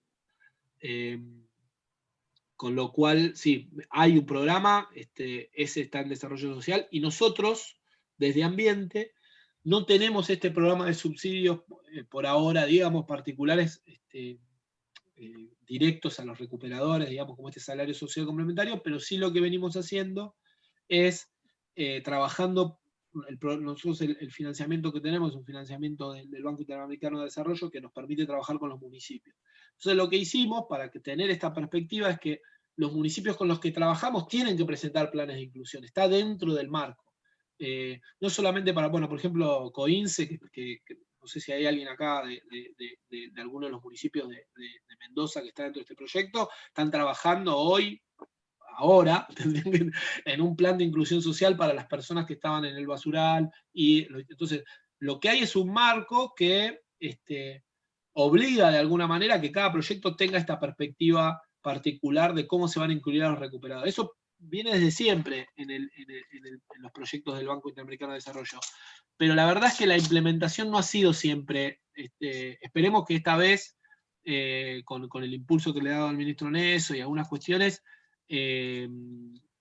poder darle, digamos, que eso tenga un impacto concreto. Es decir, por ejemplo, le doy el caso de Mar del Plata. Mar del Plata se hizo un proyecto, se armó un relleno con el Banco Mundial, una planta, todo, y vos vas hoy, el basural de Mar del Plata, yo estuve en el verano, tiene 700 personas que trabajan en el basural. 700, y ya hubo un programa ahí de financiamiento internacional con una planta. Entonces, bueno, en algo le pifiamos. Entonces, bueno, eso tenemos que replantearlo y ver cómo le metemos eso. Pero sí hay programas, yo les puedo, si quieren, dejar algún contacto, me mandan un mail, ahora les dejo mi mail, y los pongo en contacto, hay un programa en desarrollo, y nosotros también estamos trabajando, pero bueno, por cómo está configurado el programa que nosotros tenemos hoy, principalmente asistimos con equipamiento, ¿no? Excelente. No sé si alguien más tiene alguna consulta para hacer, pueden abrir el micrófono o ponerla en el chat. Yo agrego, Manu, hay varios puntos que saco de la charla. Obviamente tomamos la posta por lo de la normativa y REP, quizás es algo que no profundizamos en este ciclo, pero las leyes REP en el mundo es responsabilidad extendida del productor, están bien establecidas en Europa hace 20 o 30 años, en los países vecinos, en Chile y en Uruguay. En Chile está recién comenzando. Y esto implica la responsabilidad de los productores de envases, fundamentalmente, financiar los sistemas de recolección de estos materiales reciclables. La posición en Argentina, bueno, ha habido varios proyectos de ley que todavía no prosperaron. La posición de las empresas siempre es a favor de este tipo de iniciativas. La realidad es que no todo el sector privado está con una visión homogénea en esto, entonces es bastante complejo. Pero coincidimos en que ese es un camino hacia adelante porque no se financia este tipo de actividades solo con la venta de los cartoneros.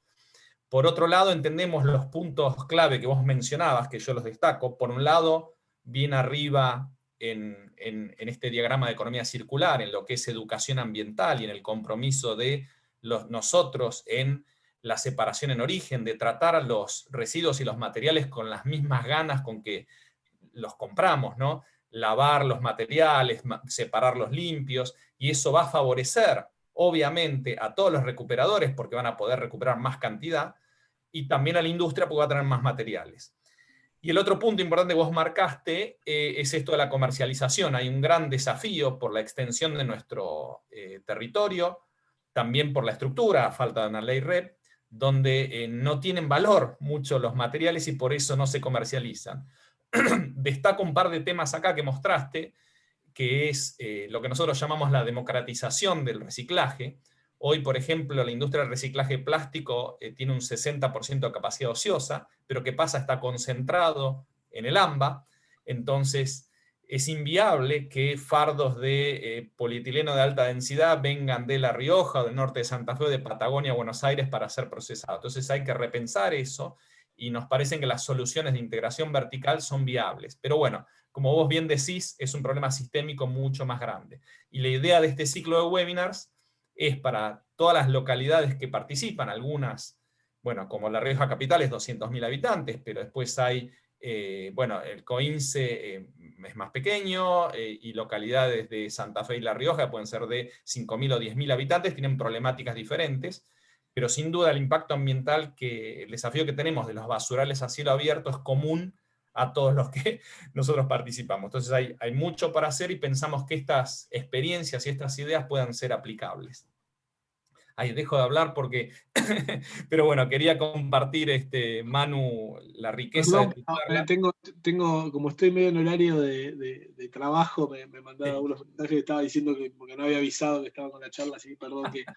No, igual escuché ahí todo perfecto, y es muy importante lo que planteabas recién, de, bueno, este tema de la localización, ¿no? Nosotros tenemos que lograr la economía circular, nosotros decimos, hay que intentar, tiene que ver mucho con lo local también, digamos, el círculo cuanto más chiquitito es mejor, digamos, ¿no?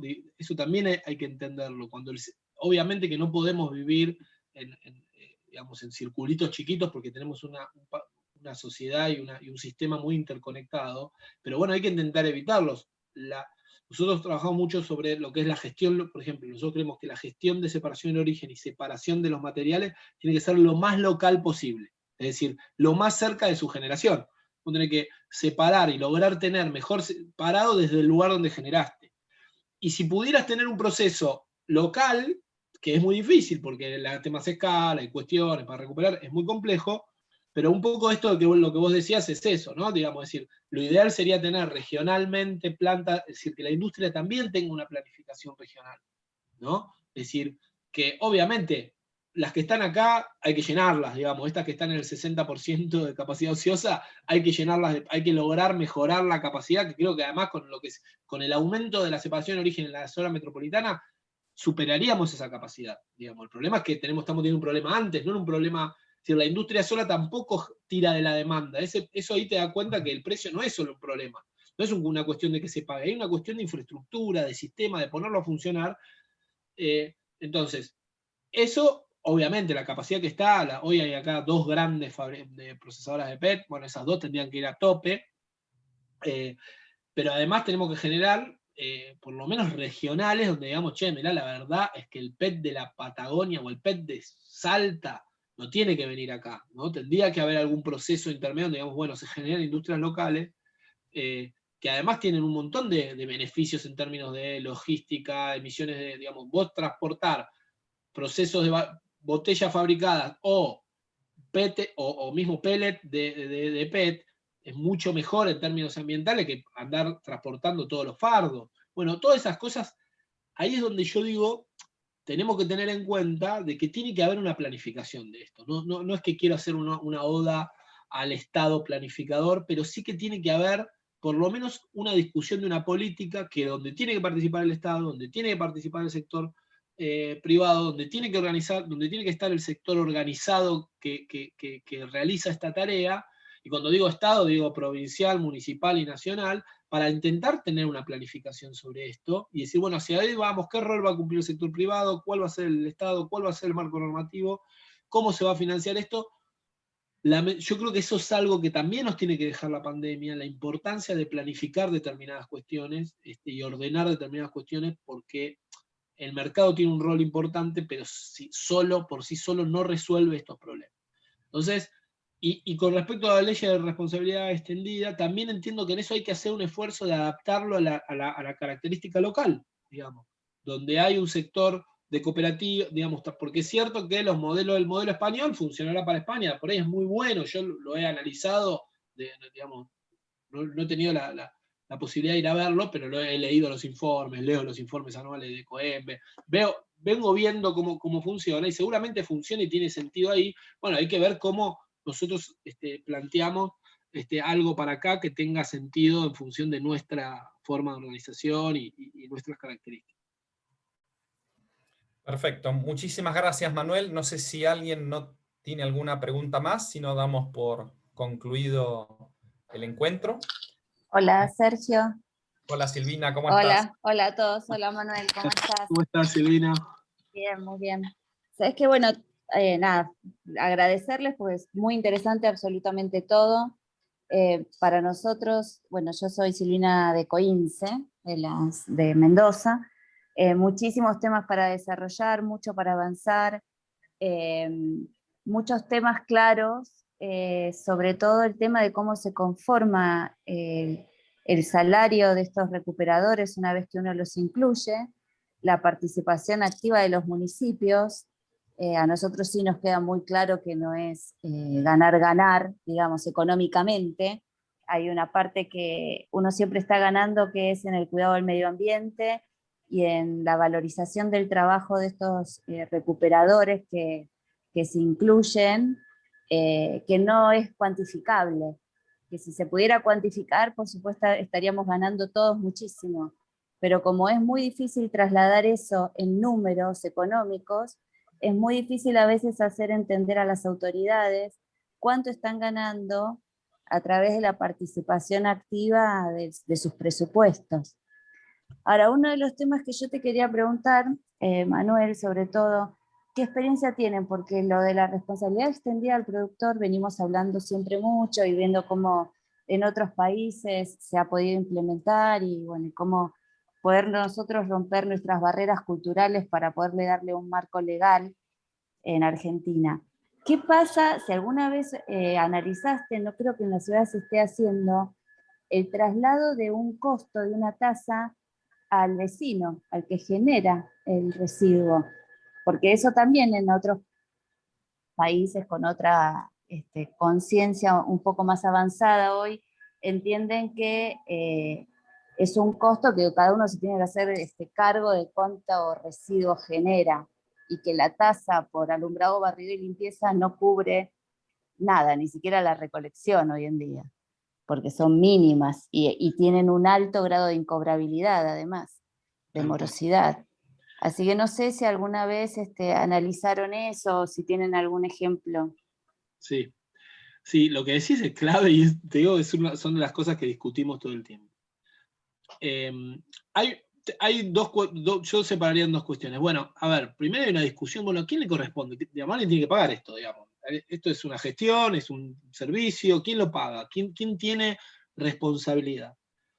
Primero que me parece que tenemos que empezar a trabajar ese concepto de esta responsabilidad compartida. Yo soy consumidor, tengo una responsabilidad, el productor también tiene una responsabilidad, porque en definitiva el que toma la decisión sobre los productos y que cómo es, cuánto PET tiene, cómo es la botella, cómo lo pongo en el mercado, cuál es la logística, cuál es el envase primario, secundario que coloco, todo eso es una decisión que toma la empresa. ¿Está bien? Entonces hay que involucrarlo y tiene responsabilidad sobre eso. Es decir, si usa retornable, no usa retornable, si dejó de usar vidrio, bueno, es decir, hay que involucrar en esa discusión. Es decir, tiene capacidad de decisión. Entonces, si tenés capacidad de decisión, tenés que tener, si tenés responsabilidad, tenés que participar de esa cuestión.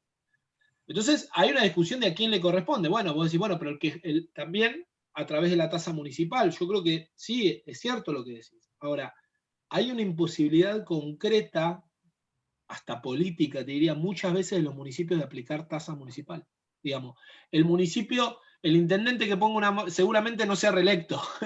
y lamentablemente y nos incluimos dentro de un hoy, si vamos a ver, hoy el sistema de gestión de residuos, en casi ningún caso de los municipios está sostenido por la tasa de barrido, digamos, no la cubre. Entonces, hay otro tipo de transferencias que se realizan en el Estado Nacional que cubren parte de los costos, otro tipo de programa. Hoy, si vas a un municipio, te va a decir, mira, un poco recibo de salarios de trabajo, de desarrollo social, recibo el programa potencial, y con eso puedo pagar un pedazo de lo que es el barrido, con cooperativas, con no sé qué. Digamos, hoy, muchos de los servicios públicos de los municipios están en los municipios donde tienen mucho costo, en algunos municipios grandes, en otros chicos, viene de otros recursos que se incorporan, digamos. Te voy a decir que me gustaría tener más datos sobre eso. No es fácil tener hoy un esquema de análisis presupuestario de las gestiones municipales. No porque los municipios no te lo den, que en algunos casos pasa que son medio recelosos de los presupuestos, sino también porque a muchos municipios les cuesta desagregar bien cómo son sus costos. Ahí hay una herramienta que se desarrolló desde acá del Ministerio de Ambiente, que es una matriz de costo, que la pueden bajar de la página, que es interesante, que permite ordenar de alguna manera los costos GIRSU. Pero obviamente que eso es una herramienta. Digamos. Yo creo que el costo de la gestión de residuos, que es un servicio municipal, hay un pedazo que está bien que el vecino lo pague. Lo que pasa es que también los sistemas de cobro a veces no están del todo relacionados con la generación, ¿no? Es que viene bueno, vos lo podés hacer como el agua en función de los metros cuadrados, la cantidad de integrantes de la familia, bueno, algunas cuestiones que en definitiva son complejas también para dimensionar el costo. Así que en ese sentido yo creo que sí, que en la medida que se pueda avanzar en que eso se cobre y además, bueno, sea un proceso de alguna manera, sea una tasa progresiva, digamos, que caigan más por los que más generan o los que más residuos generan. Si uno va a hacer un estudio de los residuos que genera socioeconómicamente un nivel adquisitivo alto, son muchísimo mayor que los que genera un nivel adquisitivo bajo, y no necesariamente están pagando más tasa de ABL. Entonces, bueno, ahí hay algunas cosas que dimensionar en ese sentido. Yo creo que, sin ponerme, ahí hay cosas que mejorar, digamos. Creo que se podría pensar en tasa GIRSU. En muchos municipios, creo que Tigre tiene una, hay varios municipios que tienen tasa GIRSU y logran incorporarla y con buenos resultados. Y en otros casos, hay mucha imposibilidad de los municipios a veces de poder colocar un impuesto porque saben que van al muere, digamos, de que tienen mucha resistencia. Y entonces, bueno, ahí yo creo que el Estado Nacional, nosotros tenemos que generar alguna herramienta. Además de que creo que es justo incorporar a los productores dentro de estas discusiones, y que algo de esto se tiene que hacer cargo. Después está muchos dicen, bueno, pero eso se va a trasladar a precio de los productos. Bueno, hay una discusión que dar, cuánto se traslada, cuánto no, ¿no? En todo caso, también el consumidor tiene una responsabilidad y tiene que estar por ahí incluido dentro de su consumo, qué es lo que va a pasar después con eso. ¿Está bien? Entonces, también eso, por ejemplo, en el caso de depósito de devolución y retorno, está claro, digamos. Si vos te llevás una botella que vas a tomarte el trabajo de primero dejar un depósito y además después de ir y devolverla, seguramente tu producto te salga más barato. Bueno, algo de ese esquema tiene que estar incorporado dentro de la lógica. No digo que todo tenga que ser así porque es inviable, pero tiene que estar incorporado en la lógica. Yo creo que es como un mix de las cosas y hay que encontrar el equilibrio. Parte de este costo lo tienen que asumir, es decir, las empresas tienen que tomar dentro de esto, asumir parte de este costo. No creo que vaya a ser algo que vaya a impactar dentro de las tasas de ganancia. Creo que la discusión no viene por ese lado, que las empresas no es que se resisten o están teniendo porque les vaya, porque cuando hablamos de cuando uno empieza a pasar y cuánto es el costo de gestión de por tonelada, no son cosas que para mí impacten dentro de lo que es la ecuación económica. Creo que hay otra discusión más profunda detrás de cómo es eso se gestiona, qué es lo que se pretende, qué rol va a ocupar el Estado, cuál va a ser, qué impacto va a tener, que son discusiones válidas, digamos. Que por ello puedo tener una perspectiva, otros tienen otra, pero digo, son discusiones válidas, pero esa es la discusión que hay que dar. Y me parece que tiene que haber un mix de estas cosas, ¿no? Donde el generador, como generador de residuos, como servicio público, tiene un pedazo de responsabilidad, esa misma persona como consumidor tiene un pedazo de responsabilidad, el empresario que toma decisiones sobre los envases tiene un pedazo de responsabilidad, y el Estado tiene una responsabilidad también ahí enorme, que es la de, bueno, de cómo se interactúan estos sistemas, cómo se logra normatizar esto, y cómo además se coordina a nivel nacional, porque, bueno, lo local obviamente muy fuerte, y la coordinación nacional, porque es lo que decía recién Sergio, tenemos que tener un plan para esto, hay que organizarlo, digamos, porque si no, vos vas a tener en un municipio que todo se para en origen, que tenés para recolección, que tenés todo esto, pero después tenés que transportarlo 3.000 kilómetros para poder llevar el PET a otro lado. Entonces tiene que haber en este marco un plan integral en este sentido. Iba a decir una cosita más que se me fue, pero bueno, ya si viene, viene, y si no viene, viene. Bueno. Muchas gracias, muchas gracias. Muchas gracias, Silvina, también. Ya estamos en 2 horas, hemos perdido algunos soldados en el camino, pero tenemos muchos fieles. Ha sido muy rica la charla. Si no hay ninguna pregunta más, damos por concluido, recordándoles que en breve subimos esta charla a estas 2 direcciones que ven acá. Así que bueno, muchísimas gracias a todos por la participación, y especialmente a Manuel por toda la experiencia y toda la pasión en esta temática. Y bueno, seguimos avanzando en el programa de aquí a 2 semanas. Nos vemos pronto, ¿eh? Muchísimas gracias.